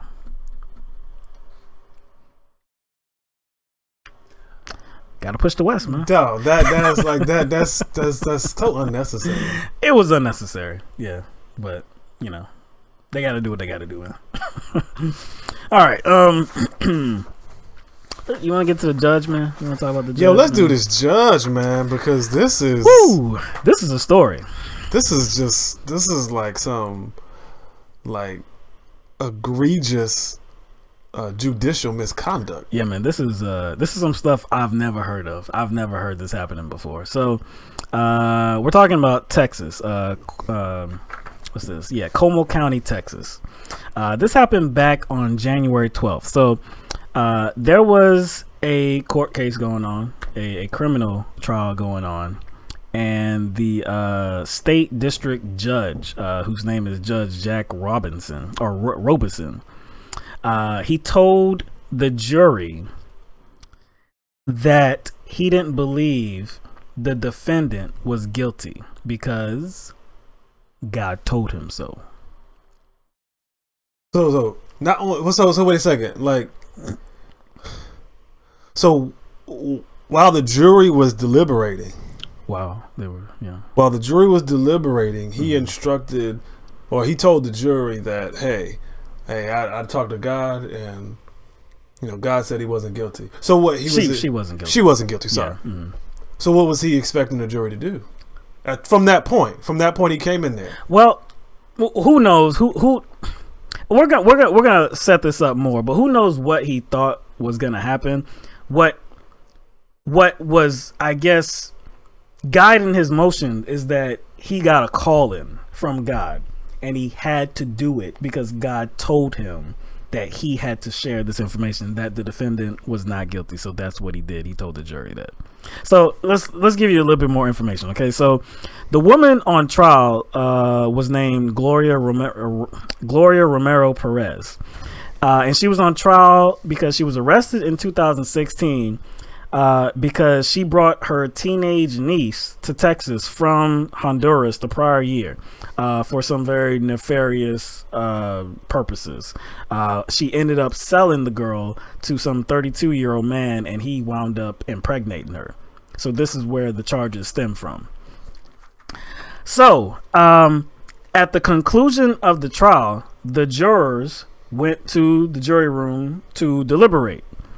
Now, they finished their deliberations, and then they rang the bell to indicate to the judge that they had reached a verdict. All right. And so, you know, let's get on with this, you know, as they're supposed to do.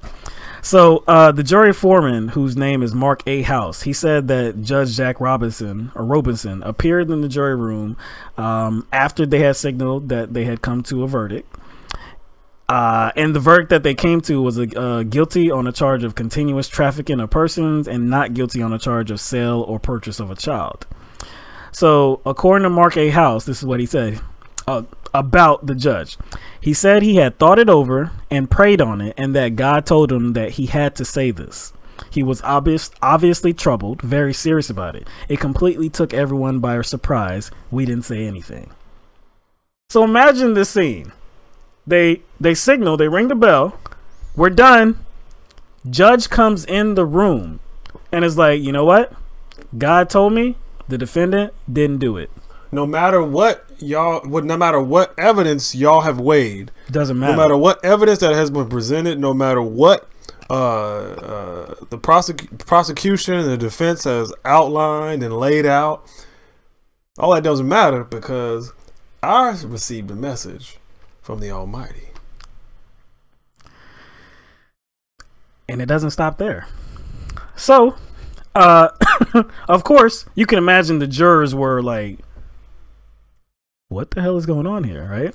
So they rang the bell again because they weren't deterred, because they were like, no, we've sifted through the evidence. You know what? I gotta respect that. Yeah, I have to respect that for the members of the jury. No doubt. I mean, because that would have probably been intimidating for some people, intimidating. Right? They realize, look, we have a job to do. That's one of those situations where they don't care. It's like, okay, when the authority figure is wrong, they're going to do the right thing. Yeah, and this is what the jury was doing. So again, they rang the bell again. Judge Robeson came back in the jury room and was like, yo, I told y'all that the defendant is not guilty. He said pretty much like the same thing again and left again. So basically that's saying, hey, it doesn't matter how many times y'all ring this bell. It doesn't matter like how y'all have weighed all of the evidence. And actually the law doesn't matter. None of this matters. So basically that's saying, yo, what matters y'all need to come God back. Came to me. Y'all need to come back with this not guilty. So after that, go ahead. No, go ahead. Yeah. So after that, the lawyers came back. The lawyers, the lawyers for the defense and the prosecution came back. I believe they met with Judge Robeson in his chambers, and he told him what he did. So he was like, "Hey, you can, seek a mistrial if you want to, but look, I felt that I needed to do this because God came to me and told me that the defendant was not guilty."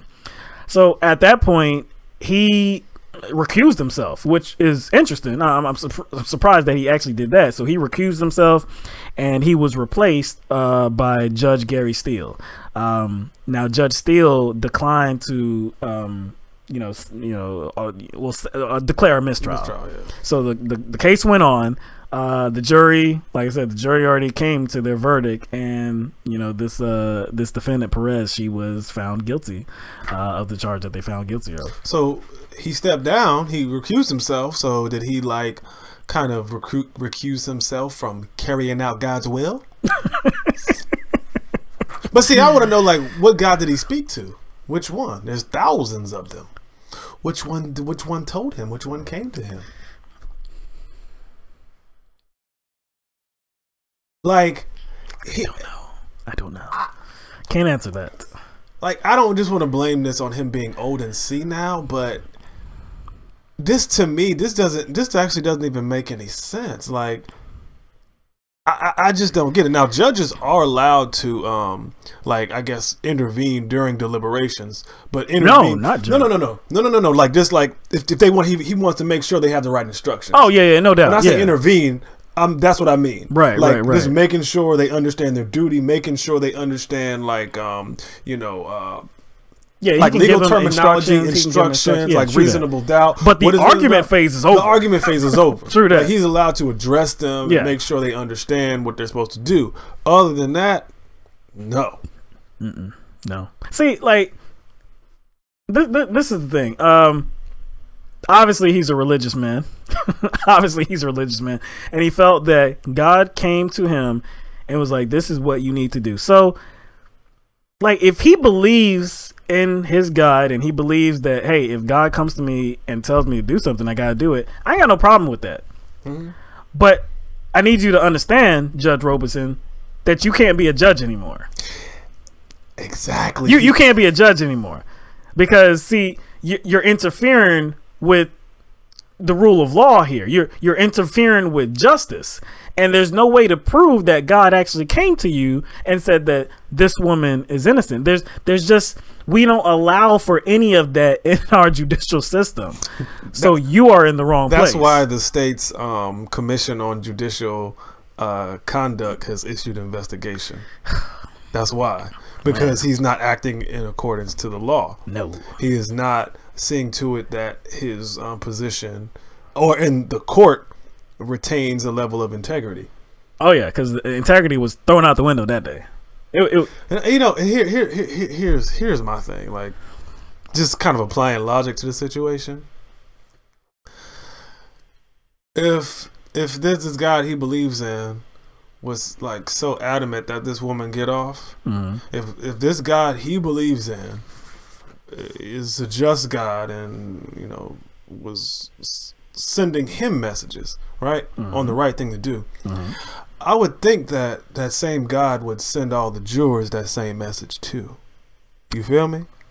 You would think you would think that same God because would send it's all. not just about the judge at this point, because if it was just a judge involved case, because there are some cases where the judge hands down a verdict and the sentence all the same. There's no jury trial. So it's just a judge trial. God made a mistake, is what you're saying. Yeah, he made a mistake. He came to the wrong person. Yeah, you should have came to the 12 jurors in the box, in the room. You should have came to all of them and said that, hey, she's not guilty. But you instead gave that message to. You might as well have gave that to the bailiff, the court reporter. Might as well just gave it to like members, like just people there. Yeah, like the security guard at the I guess the gate or whatever. It doesn't matter. Doesn't matter. It was inconsequential to give it to the judge. See, this is another case where someone is kind of taking their own thoughts and projecting it onto something what they feel is bigger than them. Yep. You know what I'm saying? And again, like I said, man, I'm not gonna begrudge somebody that believes in religion, believes in their God, and maybe even believe that God came to them. But again, you can't be a judge. You just can't be a judge at that point. Sorry, you just can't. All right, let's talk about Alzheimer's for a little bit. So recently, Eli Lilly, the pharmaceutical company, they did some clinical trials on a new drug, and I'm not going to say the name. I can't even pronounce the name. But they did some clinical trials on a new drug aimed at treating Alzheimer's, and they failed spectacularly. No doubt they spent a lot of money into this, and I believe even before they did the clinical trials, they knew that it wasn't going to work. But they went ahead and did the clinical trials anyway.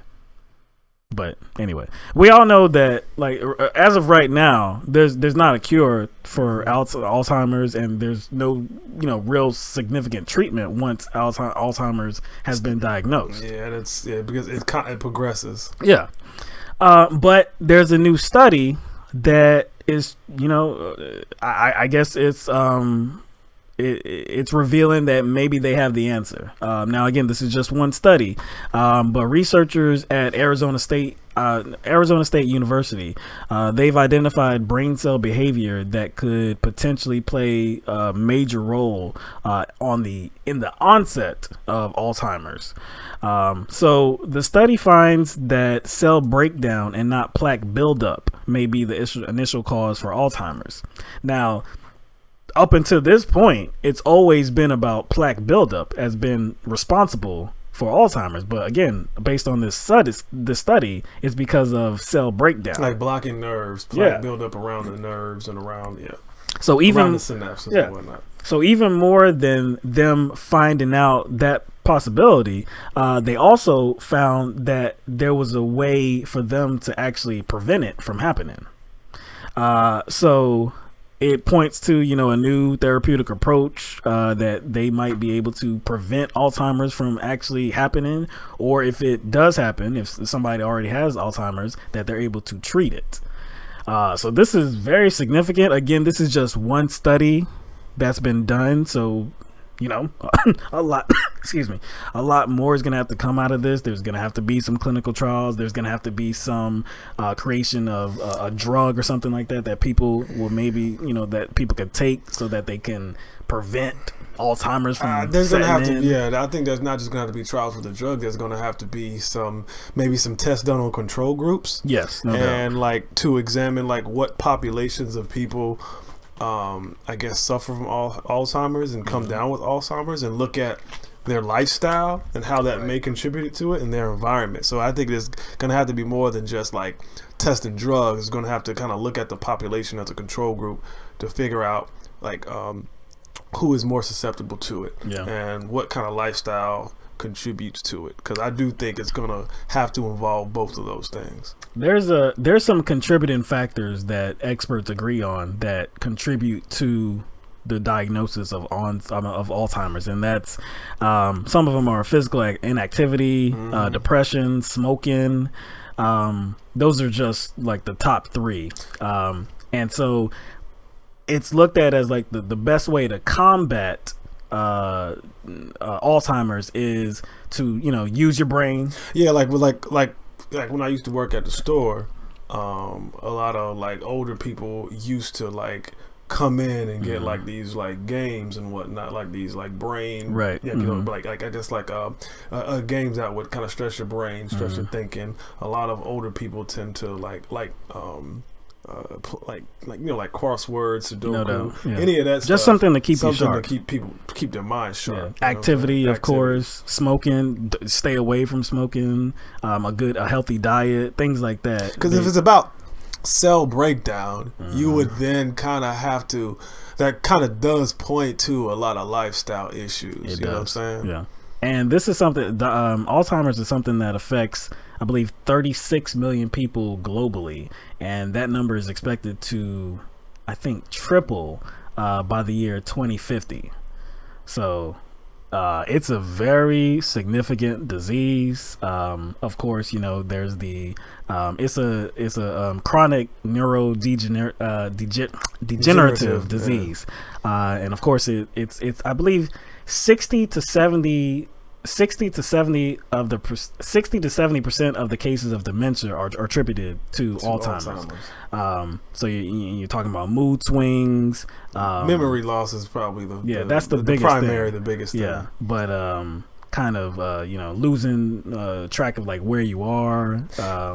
Didn't we cover like maybe last week or a couple of weeks ago that because you said this company's Eli Lilly. Yes. They knew the clinical trial would fail. Yes. So, but remember, like a couple of weeks ago, Pfizer said that they were doing away with that kind of branch of their pharmaceuticals because it was costing them too much. Well, not doing away with the pharmaceuticals, just doing away with the research, right? To try to create pharmaceutical drugs for that condition.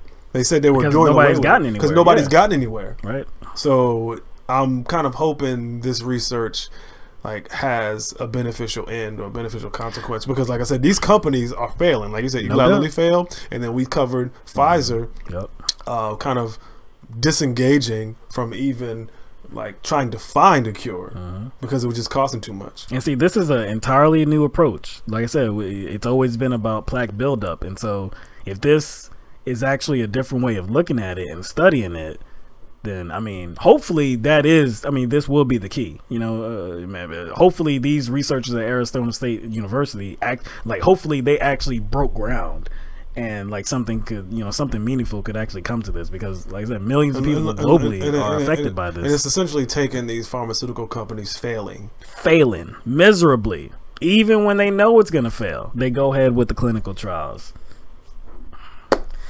That's another story, though. You know what I'm saying? But yeah, I mean, good job with these researchers, and like I said, hopefully they can, you know, make some more moves, study this thing. I mean, we're not talking about months. We're still talking about years before if this is actually an avenue to coming up with treatment and a cure.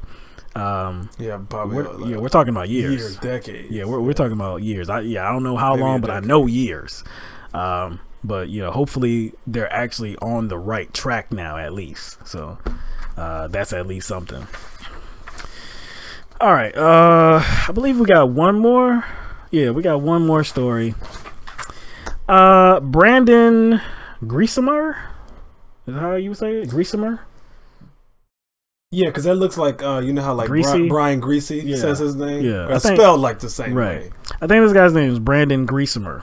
So this guy is a Michigan guy, 19-year-old grocery store clerk from Novi, Michigan. Turns out this guy back on January 9th and January 10th made some calls to CNN.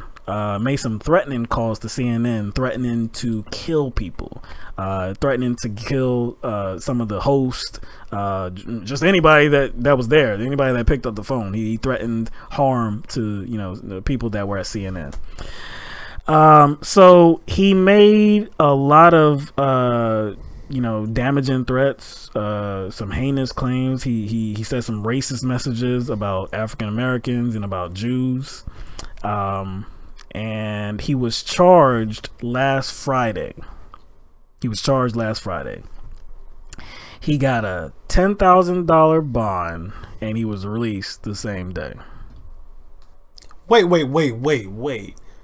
$10,000. He's only going to have to pay 10% of that. $10,000 bond. This is a white guy. The first call CNN received came on January 9th at around 3 p.m. And the affidavit says that he said something like, "Fake news, I'm coming to gun you all down." And then he cursed and using used the expletive directed at African Americans. Probably said something about nigger, right? Then he said, I am on my way right now to gun the fucking CNN cast down. I am coming to kill you. But that was all on January 9th. On January 10th, they received another call from the same cell phone number. And again, the caller, who for all intents and purposes must have been the same guy, Brandon Griesemer, said that he was going to come to the Atlanta headquarters and, quote, gun every single last one of you. So he seems like he's a danger to the community. So why his bail so low? $10,000. Terroristic threats. All right. And again, he's a danger to his community. That's like kind of like the key point. Yes. That usually that they use that to determine how much bail is, and usually they're a threat to their community or any community. Society. And like you said, it's terroristic threats. Not one time, but multiple times. I think there were 4 separate calls. Between the 2 days, there were 4 separate calls. And he got a $10,000 bond and was out the same day. So he used the term fake news, huh? He used the term fake news. That seems like a popular term nowadays. Yeah. Who's saying most of it? Who's the one saying fake news most of the time? The top of the executive branch dude? Yeah, that dude named Donald? Yeah, Donald. Mm-hmm. The Don. Yeah, Donald Trump. Big hands, Donald Trump.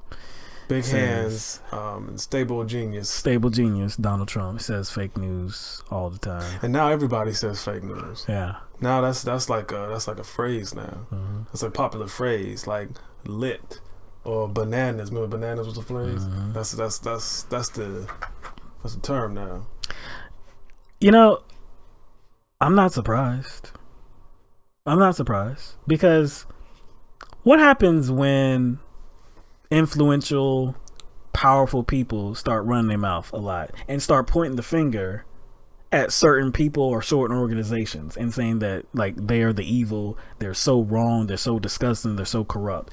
Like, what often happens when that happens?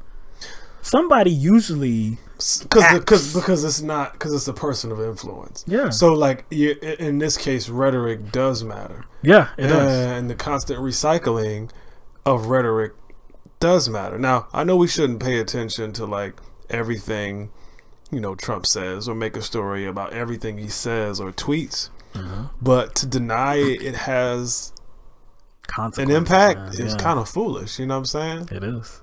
Like it just is, because obviously, like he was motivated by something and somebody. He's motivated, so he was definitely motivated. Yeah. Especially to specifically attack CNN. Now, we attack CNN all the time. Yes. We attack CNN endlessly. Yep. We called it the Clinton News Network. True.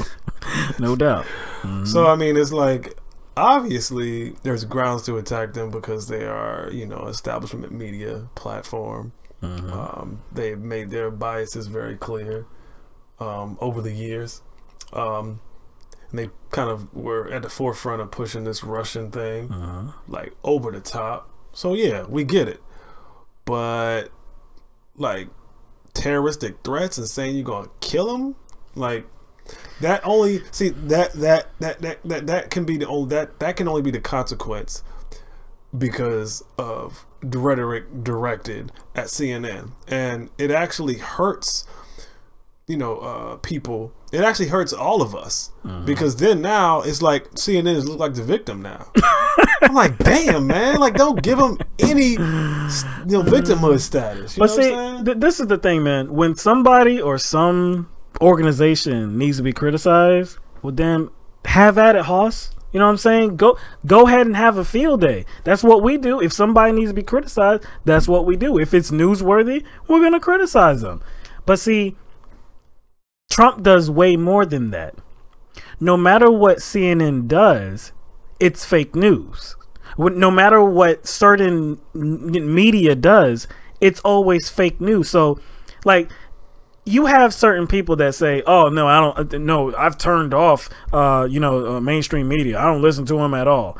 That's kind of ridiculous because it's not like everything that is dispersed by CNN is fake. And do you know, it's not, like, they have a role in news. Like they offer breaking news all the time. They report on things. It's not always like analysis that they're given. It's not their always opinions that they're given. They actually do talk about news events that happen. And in a lot of these cases, a lot of these big news organizations have good journalists. You just don't hear about them. True. Like New York Times has good ones. CNN has good ones. I would like, think they every just don't organization get a lot of, they just man. don't get a lot of attention. Even Fox News probably has some good, some good people working there, man. Straight up, man. But of course, they're not, like you said, they're not going to get the attention. Like, you know what the front of Fox News is. You know, you know what the mission statement is. The mission statement is, and you know how CNN is going to conduct their 24/7 news cycle. Right. And so, yes, you pay attention to that, and you say you take that with a grain of salt. But you know who has been on CNN? Jeremy Scahill. He's kind of founder and contributor of The Intercept. Yeah. Greenwald has been on there. Nina Turner has been on CNN and MSNBC. Both Bernie Sanders has been on CNN and MSNBC. So do you now say, well, I'm going to discount anything those voices have to say because they were merely on there? No, and I've seen them actually call out CNN while being on CNN or call out and MSNBC. that's cool. That's cool. But you can, like, to say that I'm going to just shut it off, or to, you know, have some kind of narrative like Trump and say like it's all fake news. I can't listen to their commentary because what they're trying to do is brainwash me and sell me some phony story. That's just disingenuous. But like, that's just intellectually dishonest. That's, again, I wasn't about to use those words, but I was about to say something that would describe intellectual dishonesty, because my thing is, if you are going I guess to approach information, approach news, approach any story, right, I guess with your right mind, you should have the ability to take information in. You should have the ability to filter information and do your own research, do your own study. You don't allow the mainstream media or any media to shape your narrative. You go in whatever direction that you feel you need to go. You see what I'm saying? You don't allow any media platform to shape your narrative. What were, you know, back in 2001, 2002, or was it 2003, at the beginning of like the Iraq War, we were consistently told a story by mainstream outlets, by corporate media. We were told the story about how the Iraq War was necessary, like how we had to get up in there, right? Because weapons of mass destruction. We watched it. It didn't jump our brains up. It didn't cause us to be like, oh my gosh. Like, dang, they said it. Yeah. They said it. It must be accurate. No, we questioned it the whole entire time. So again, like you said, yeah, you have to be intelligent here. You have to do your own research from time to time and say that, look, what they're feeding me, you know, maybe it doesn't sound right. Maybe I should look at some other stuff. Maybe I should get a second source, a third source, something like that. Media. Yeah, something. If any, you know what I'm saying?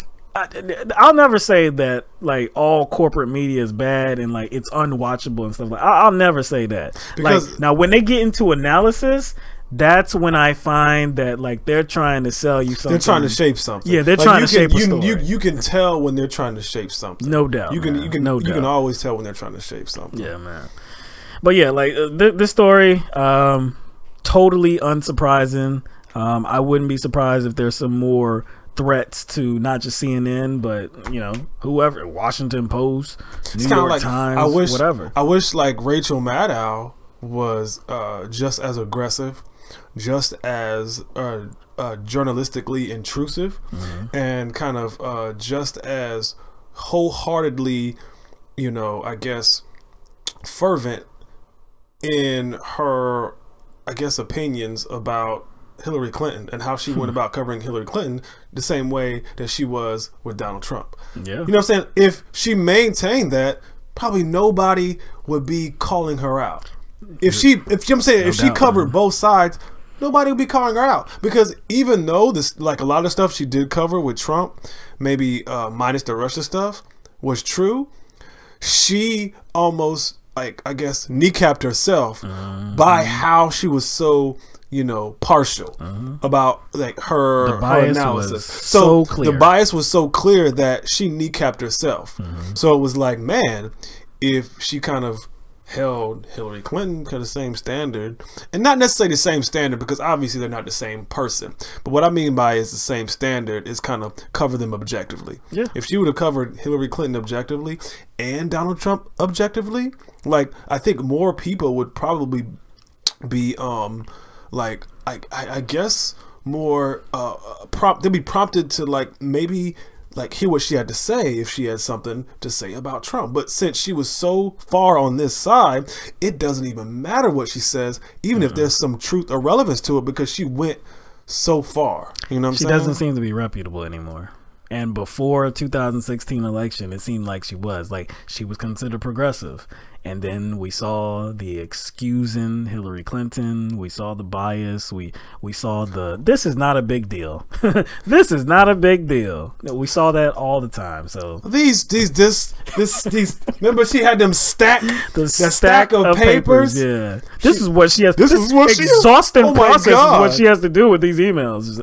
Oh man, come on, man! You lost yourself, man. You lost yourself. But anyway, this guy, he can face Griesemer. He can face as little as a fine. He can face as little as a fine, or up to 5 years in prison. I'm gonna go towards the latter end. Yeah.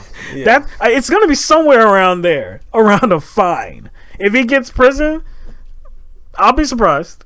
But if he does, it's gonna be around that 6 months, 3 months, something like that. They're gonna like it's gonna be less probation, something. And if now, imagine if this guy looked a little differently, like Mexican or something. Oh no! Imagine if he looked browner than that. Maybe a little browner. Actually, I think any shade of brown. Maybe his name was Muhammad. Abdul? Yeah. Abdul or Muhammad? Yeah. You think he would have got let out with $10,000 fine? I mean, a $10,000 bond? You think he would have been released the same day? Or do you think some other big wigs would have been like, "Yo, we got we got to talk to this dude." There would have been some synagogue. There would have been some mosques they would have visited. They would have visited some mosques. They might have built him a jail for himself. They might have built him a jail. So I don't know. See, because that's international terrorism. That automatically, it's hard look at. But domestic terrorism. You know what's so funny? Actually,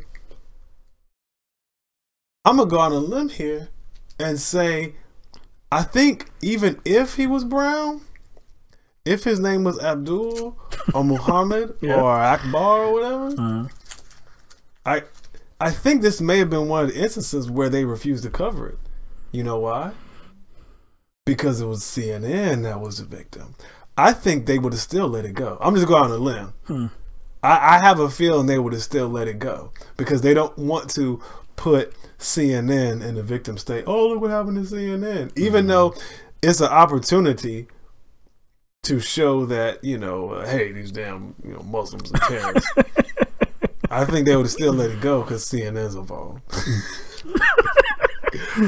Maybe. You know what I'm saying? Maybe. Can't show CNN any sympathy. It still would have went very differently. Yeah. Oh, no, I still think it went different. I may have, it may have went differently as far as like how law enforcement handled it. Oh, yes. Yeah. That's what I'm talking about. Okay. Yeah. Like his interaction with law enforcement. Oh, yeah. I think it would have been severely different, drastically different. But this white guy, he gets bond, gets let go the same day, and we'll see what happens. I'm sure it'll be unless they come to some kind of plea deal or something like that. This is months down the line where we're gonna see the actual punishment, unless they do come to some kind of plea arrangement. Which, if it's a plea arrangement,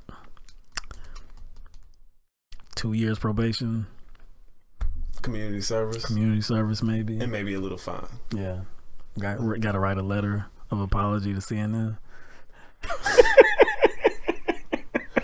And since he said like a racial slur, he got to write it to Don Lemon. Love letter to Don Lemon. Oh my gosh. All right, we have come to the end of the show, and we're gonna try to get some callers here in just a second here. Gonna open up the phone lines if you want to chat. If you have any topics you want to bring up, it doesn't have to be anything that we talked about on the show.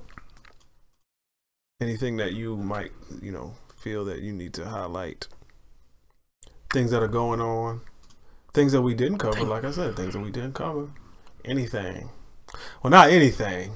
Yeah, not anything. Not anything. I still want to get a call on should pedophiles be able to vote? I know. Y'all ain't touched that. Y'all touched that in the comment section, but y'all didn't touch that last time. Did not touch that with a 10-foot pole, man. All right, I'm gonna have to schedule another one. Let's see. I wish they would. Man, they only do it by the half hour, man. Like, can you put 9:15 up there? Damn, man, you like for real, man. That's funny. See, we ain't gonna be able to do it. See, yeah. Hold on, is that the right? That might be the right one. That might be the right. Let me check the ID. All right, we're gonna put the ID number up there. Is that the right ID? Let me see. 99332. Nope, not the right one. Nope. All right. Technical difficulties. Hold on 1 second here. Let's see.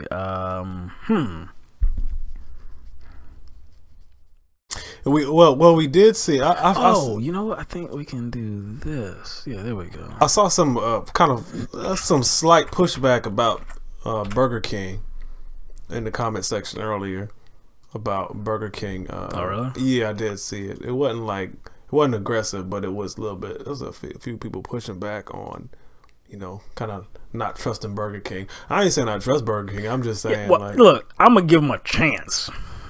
This has opened the door for me to give them a chance. However people learn it. You know what I'm saying? If you can reach people on it. Because we have to understand that they're a business too, and they could be affected by net neutrality. So, you know what I'm saying? You remember we've taken calls on net neutrality. Net neutrality is a huge issue. So if they've put themselves right out there and they have advocated for net neutrality, man, I have to applaud that effort, man. I have to applaud because, and you think about it, that had to be risky too. These are real customers. These are real customers getting mad, man. Like very upset with you. You're talking about what? Whopper neutrality? What the hell is that, man? Like, they put themselves out there, man. And of course it was a marketing ploy, but it seems like they were actually trying to do the right thing too. So like I said, I got to applaud that, man. That's funny. Like 7 Boo 7. When you wrote, I don't watch Rachel anymore because of the Russia stuff, I thought that said I don't watch Ratchet anymore. I saw that as Ratchet, but I guess it works too. Yeah, I guess it works the same way. Ratchet Maddow. Yeah, I seriously haven't even. I saw one report that she did about Puerto Rico, about the hurricane. The last thing I saw from her wasn't official. It was some dumb crap about that Jill Stein thing. The picture with her and Russia, Flynn, Michael Flynn, and RT. Yeah, that's the last thing. That's the last thing I saw. I was like, I haven't watched her. That was like last year, but I haven't watched Jack. That's whack, man. Yeah, man. I've turned her off, man. Oh, all right. We got a caller here. Caller from 830 area code. I almost thought that was us, man. I know. I thought it was 803. What's up, caller? You're on the phone live with LTMB Live. What's your name and where you calling from?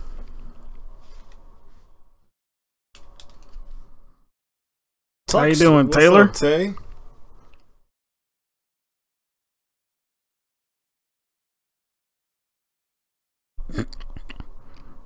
Is that right? No way. Wow, okay.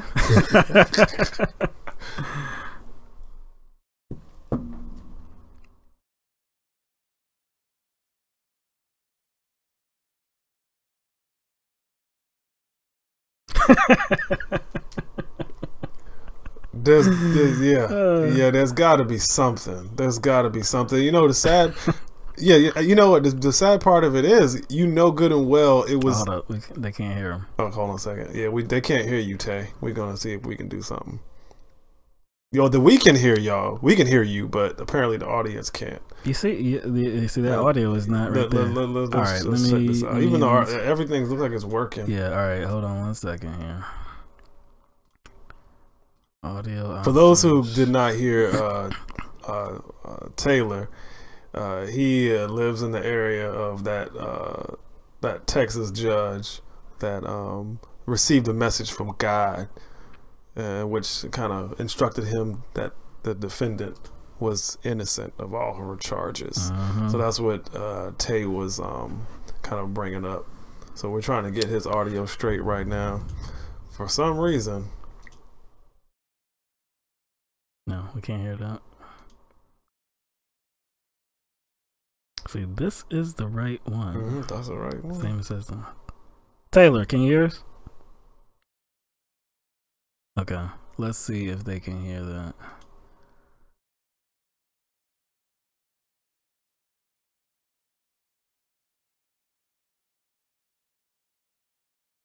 Does anybody hear Taylor?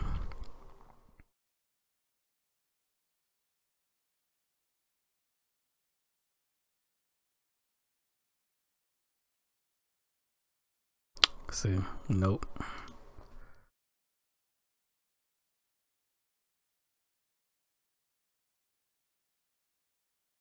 See, this doesn't make any sense because with the other headphones, we had no problems. All of a sudden, we switched headphones, and all of a sudden, all right, there's an issue with people being able to hear the caller, which doesn't make any sense. No, you see, that doesn't make any sense there. There's nothing we changed. So it might be one of those days again where we can't talk to people, which sucks. Gosh, I thought this was gonna be all right.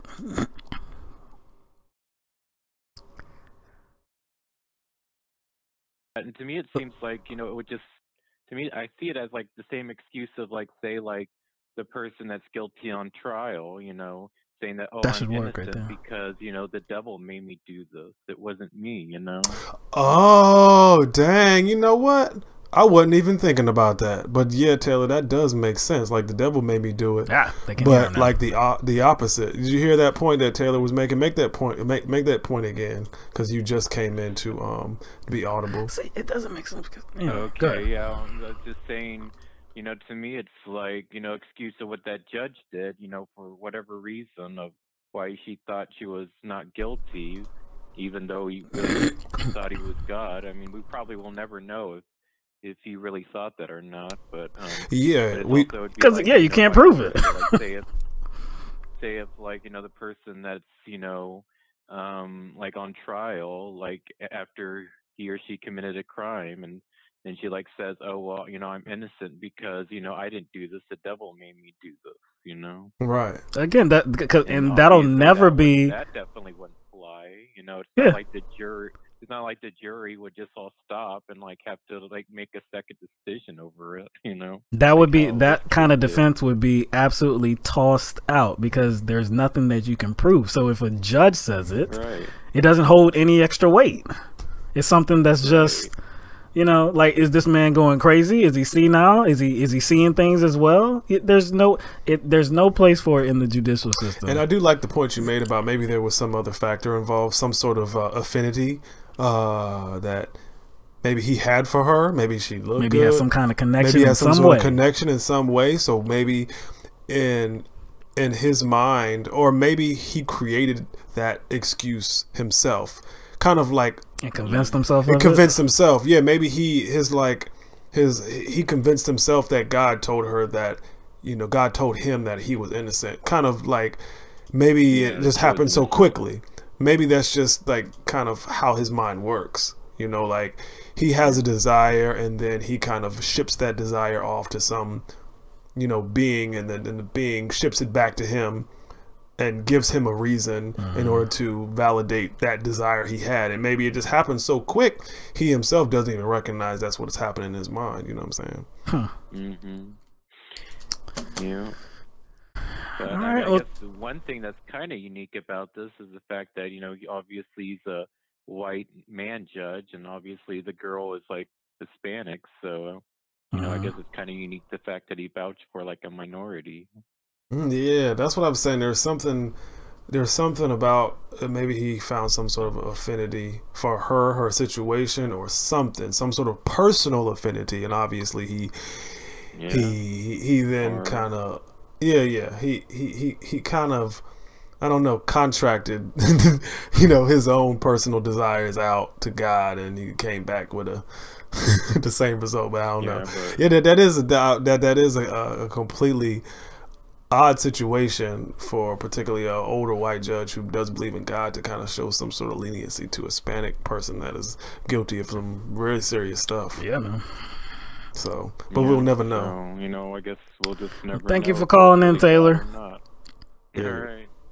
Well, look like he got disconnected anyway. So, all right. Can you hear? Nah. I think the headphone might have came off. Yeah, no, mine's blinking. You know, so it's blinking. Mine's blinking. I think with these headphones, they must be on, like, but see, standby must not be relevant. It must be like just because they have to be. Yeah, they have to be on, because even the blue light is still on. But it is like there's something that still must be feeding its way into the mic. I mean to the headphone, because think about a cell phone. I mean, like, if you're not using it, there's still stuff going on. Yeah, but it won't. Obviously, it won't drain the power. It won't. Yeah, exactly. The power won't be drained in the same way. But if you're actually using it, of course, it will faster. But we're not using these, but it still is. So it still must be active in the same way as if we're like listening to music. So we're gonna have to like cut it off. Like we're gonna have to like cut it off when we're not using them, which won't be that hard. Anyway, let's see. But yeah, Taylor made a good point. Maybe there was something about her, you know. We won't ever know. Won't know. Judge Judge won't say. Judge is not gonna say. Judge is gonna say God spoke to him. But then sometimes men say God speak to him through women, huh?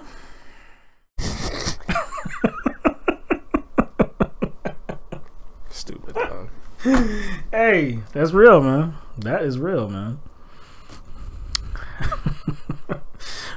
Oh yeah, Aaron said product review time. Hey, look, these you know, I don't even know what the name of these headphones are, man, because there were so many on Amazon. There were so many, and this one was the one with, I think, the best reviews, like the best features, and like nobody had a problem with them. And it doesn't look like we have a problem with them. It's just that after like about 3 hours, or no, 2. Yeah, because we started at 7. Yeah, after we put them in immediately. So yeah, after about 2 hours, a little bit after 2 hours, 2 hours 15, 2 hours 20 minutes or so, they go out. So there must not be any like standby. Must be off. There is no standby. It's a standby. It's the stand on. There's no standby. There's no standby. It's a stand on. Yeah. So yeah, you must have to have these things off or something like that. Or maybe, like I said, maybe there's something because it's connected to the computer. Maybe, you know, something is. I don't know. It doesn't really make sense to me, man. It doesn't really make sense to me. Because there's no sounds coming through. So that doesn't make sense to me. Doesn't make sense. Because usually when they're in use, that is when the batteries are taxed. Yeah. So it just doesn't make sense. No, it doesn't. And this happened the same time last time too. After about 2.5 hours or so. So we're getting into a like this is the habit of these. Yes. So yeah, we're just gonna have to like press this button, turn them off until we have sound, and then then we can use them. Okay. No, man. I mean, it still work. They'll still work. No, yeah, because mine actually, because when I was adjusting it, it cut off. It did? And I had to cut it back on. But guess what? The Bluetooth, it was trying to connect to my phone and my tablet. Oh, really? So I had to cut the Bluetooth off. Like, this was during the show. You didn't even know that. I was like, God, dog, it cut off. And I was like, when I tried to cut it back on, it was trying to connect to the Bluetooth of my phone and my tablet. So I had to cut the Bluetooth off on them. Then it connected back to the computer because it wasn't trying to look for anything else. I was like, yeah. Are there still Radio Shacks? I don't even know. Are there? I think there's still Radio Shacks. There was a Radio Shack like actual in stores, like brick and mortar stores. Well, the last Radio Shack I went to that I know of was in Dutch Square Mall, and I went there probably about 2 years ago. So I haven't been in that mall as of like probably most of the city of Columbia hasn't. Yeah, in years. I know, right? Yo, that used to be the mall, bro. Yeah, I know. See, Diesel got jokes, man. Talking about everybody donate to LTMB so we don't have to use Walmart hardware. Whatever, Diesel. Your brain is Walmart hardware. Your brain is Walmart.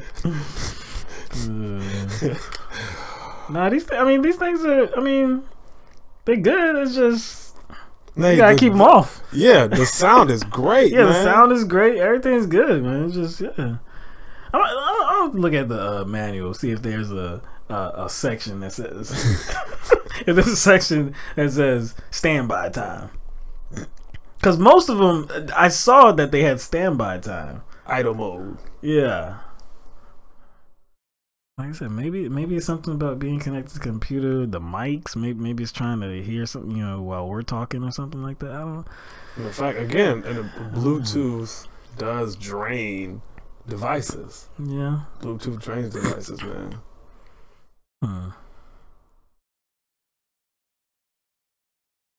I have those other Bluetooth, the that you wear on you. I can't remember what those are called, like the tone. Yeah. I have they go around your neck. Yeah, I have those. But I've never kept them on for like 2 hours. I wonder how long that's what I'm saying. I've never like, I guess, used them to the point where they ran out of batteries. I have, but not like in one sitting. Okay. Yeah, of course, they've run out, but then I just charge them. But then I can use them over the course of days because I don't just sit on there for hours at a time or even 20-30 minutes. So I wonder how long it would last, just like just having them on but not doing nothing with them. I wonder. Most microphones should last at least 8. Yeah, these little headphone mics though, these earphone mics or whatever. Headphones, whatever, earphones, whatever. Most of them last 2 to 3 hours. Because I was looking at many different brands and different products, and most of them 2 to 3 hours. The only thing different was the case that they came in that you can recharge them in. The difference was how long or how many charges you could recharge out of that box. Oh yeah. That was the difference. That was a big difference. But the actual like running time, the playing time of these earphones or whatever, all of them were at a limit of 3 hours. Every single one of them. Yeah, you're right about that, Aaron. Sometimes these knockoffs, that Bluetooth capability is, a little bit diminished as of compared to other brands. But yeah, like I said, we'll just cut them off. There ain't nothing to cut them off and then cut them back on. It ain't nothing to cut these mics off. It ain't nothing to cut these mics off. But all right, I think we're gonna get up out of here. I think we had a good show. We had a lot of ridiculous topics, I think. Yeah, no. Today was more like ha ha ha ha. Yeah. Kind of the biggest story of the day, the non-news that came out. It's almost like it's a big story, but a big non-story. A big story that is not a story. It says somebody asked us, who was that? Is that Aaron or was that Tay? Somebody asked us what we think of the wall. What do we think about the wall? Jay asked. I'm starting to think we should just support it and in 3 years just not finish it. pump fake the wall. Yo, for real. Like, get them all hyped up like it's going to be built. But see, that's kind of risky because, see, one, we don't know who's running for president on that Democratic side, right? Yeah. I don't know if all of them could beat Donald Trump, you know? Who I don't know, man. So that'd be risky. That would be risky. I don't know how I feel. The wall is so basically, stupid. I think Jay's saying is it might be easy to fool somebody like Trump. Yeah. Because sometimes it's easy to con a con. Sometimes cons get conned too. You know what I'm saying? Because they are a little bit blind to certain things. I just, man, like to digest paying at least $25 billion on a wall. Like I find that hard to do, man. I find that hard to do that, man. 25 billion. You ready to digest that, man? I don't know. And who said Tay said put a toy wall on the border? I'm telling you, like I said, maybe Trump might just not recognize that as a toy wall. Maybe it's like maybe like some of it is like big old Lego blocks. So you're gonna put you're gonna put up a cardboard wall, and then after he gets off, you're just gonna push the thing. Nah, down. Just do it maybe a half mile, and maybe he think it's done. Cause no, is Trump going just randomly just want to inspect the wall? If it's got his name on it, just take him to that same spot. Just do like a half mile and just take him to that spot. It says, "Look at Trump, this is your wall," and he'll probably be like, "Yeah, this is my wall. Thank you. It's like they're magnificent, like my hands." And then he'll go back to Washington or Mar-a-Lago and be happy. But it's only a half mile. I'm telling you, probably easy to fool him. Plus, he probably got dementia. I think Schumer is gonna definitely be like, yeah, I'm with this. Yeah, I'm with this, no doubt.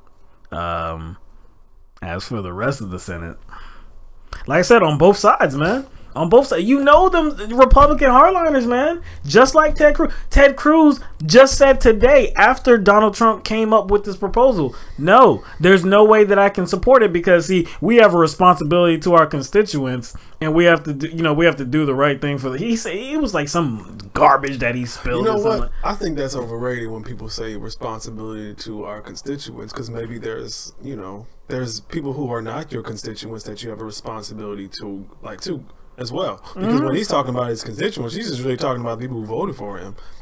You know what I'm saying? Yeah. That's probably what he's talking about. Maybe they can trick him and say it's it's an electric fence and put some fake things, you know what I'm saying? Electrical currents that they can see. You know what I'm saying?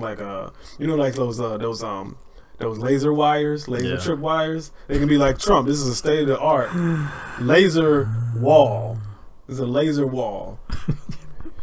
You know what I'm talking about? That's constant energy, though. You know those movies where it has the cat burglar going across them little laser trip wires. You know what I'm saying? That activate alarm. They can just trick them and say, yeah, that's if it's powered solar, by solar power.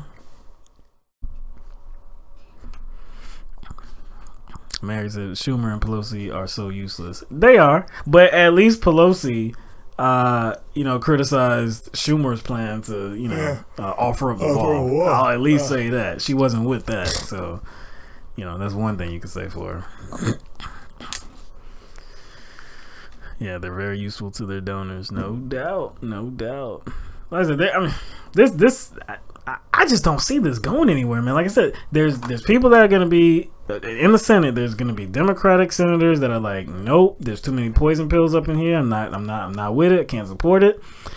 And then on the Republican side, they are going to. There are many that are going to say, I am not supporting a pathway to citizenship. No matter. I think Trump was thinking, or anybody who was advising him was thinking that let's lowball the number. So like you said, 1.8 million. Yeah, 1.8. Let's lowball it, so maybe some people on our side will be good, but they don't want. They don't want one of them that gets amnesty. Not one of them. Not 1.8 million. They don't want not one of these people to get citizenship.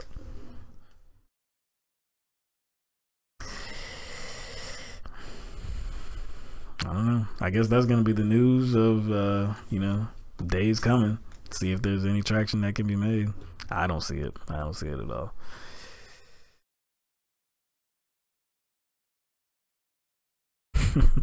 Appreciate that. Appreciate that, man. But yeah, we're gonna get out of here, and we'll get on to Facebook for a few minutes, see how that goes. Thank you, Jay. Good show.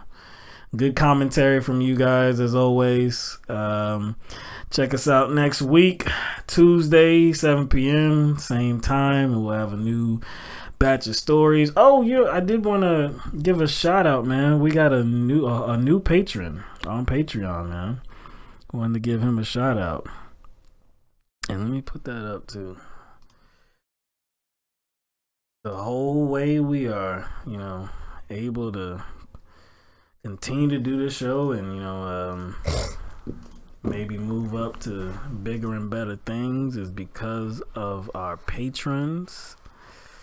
And then we have a Patreon account, patreon.com/LTMB.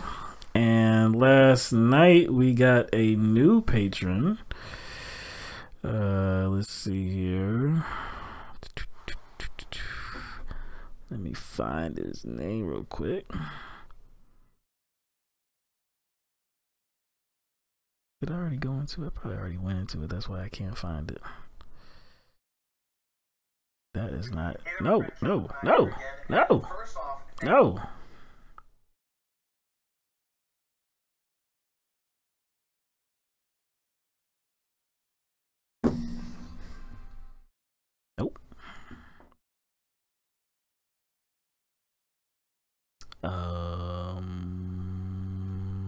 Yes, Warren Fry. There you go. You know what? I do. That name is familiar. I think the last time on Tuesday, Warren Fry was in the chat. I believe. Yeah. That name is familiar. Yeah. So I don't think I saw Warren Fry tonight, but maybe. No, Warren, he's there. Is he there? Mm-hmm. Oh yeah, there he is. What's up, Warren? Our brand new patron. Thank you very much, Warren. We appreciate it very much. So. Oh, you just got here. Okay. How you see him? How you see him then? I don't know. Must have a visionary, right? I know, man. Clairvoyance. I don't know. Yeah, well, we appreciate it, Warren. Yeah, we appreciate all our patrons, what you do for us. You comment, you show up for the show, you call in, and you give us some of your hard-earned money as well.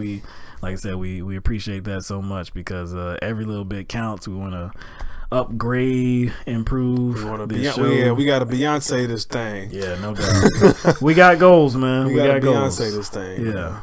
Thank you. Yeah, true that, Warren.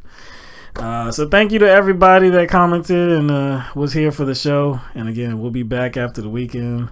I hope everybody has a nice weekend, has maybe some things in store. I'm going to get some more rest because, of course, I'm still not over this sickness. He still ain't 100. Not 100. He still ain't 100. Not 100. I put myself somewhere around like 84%.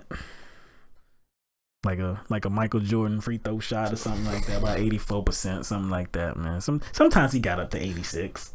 Remember the old Sega Genesis Madden in college football, where you would run your running back one time, it'd be like 80%. Yep. I'd be like, dog. You expend your energy like that? Yeah. I'm like, God dang. Yeah, man. You should share your goals more with donate. Well, we put the goals on Patreon. The different levels that we're trying to get to. But yeah, maybe we can do something else. And you know, look, we can do a better job at sharing the Patreon account as well. We can put it on Facebook. We still haven't done that. Yeah. I think months and months. Probably not even last year, but 2016 we probably shared it. But we haven't done that since we've been back since August. Last year. So. We still got to do that. Then we got to do some promotional stuff as well too, because still not enough people know that we're here, know that we're around, know that we're back, know that we have a show every Tuesday and Thursday. So we got to create some promotional material and boost that and let the Facebook community see it, so that we can increase the audience. Grow Yeah, the channel. just grow. So we got stuff to do, and we're gonna keep doing it. But we are glad that you people are here with us. You know.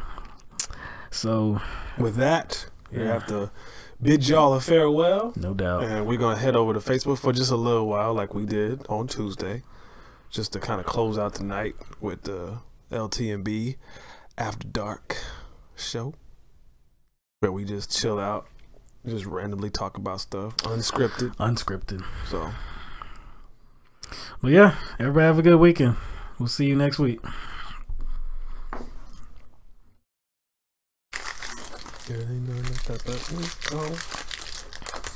Forgot he even sung that song.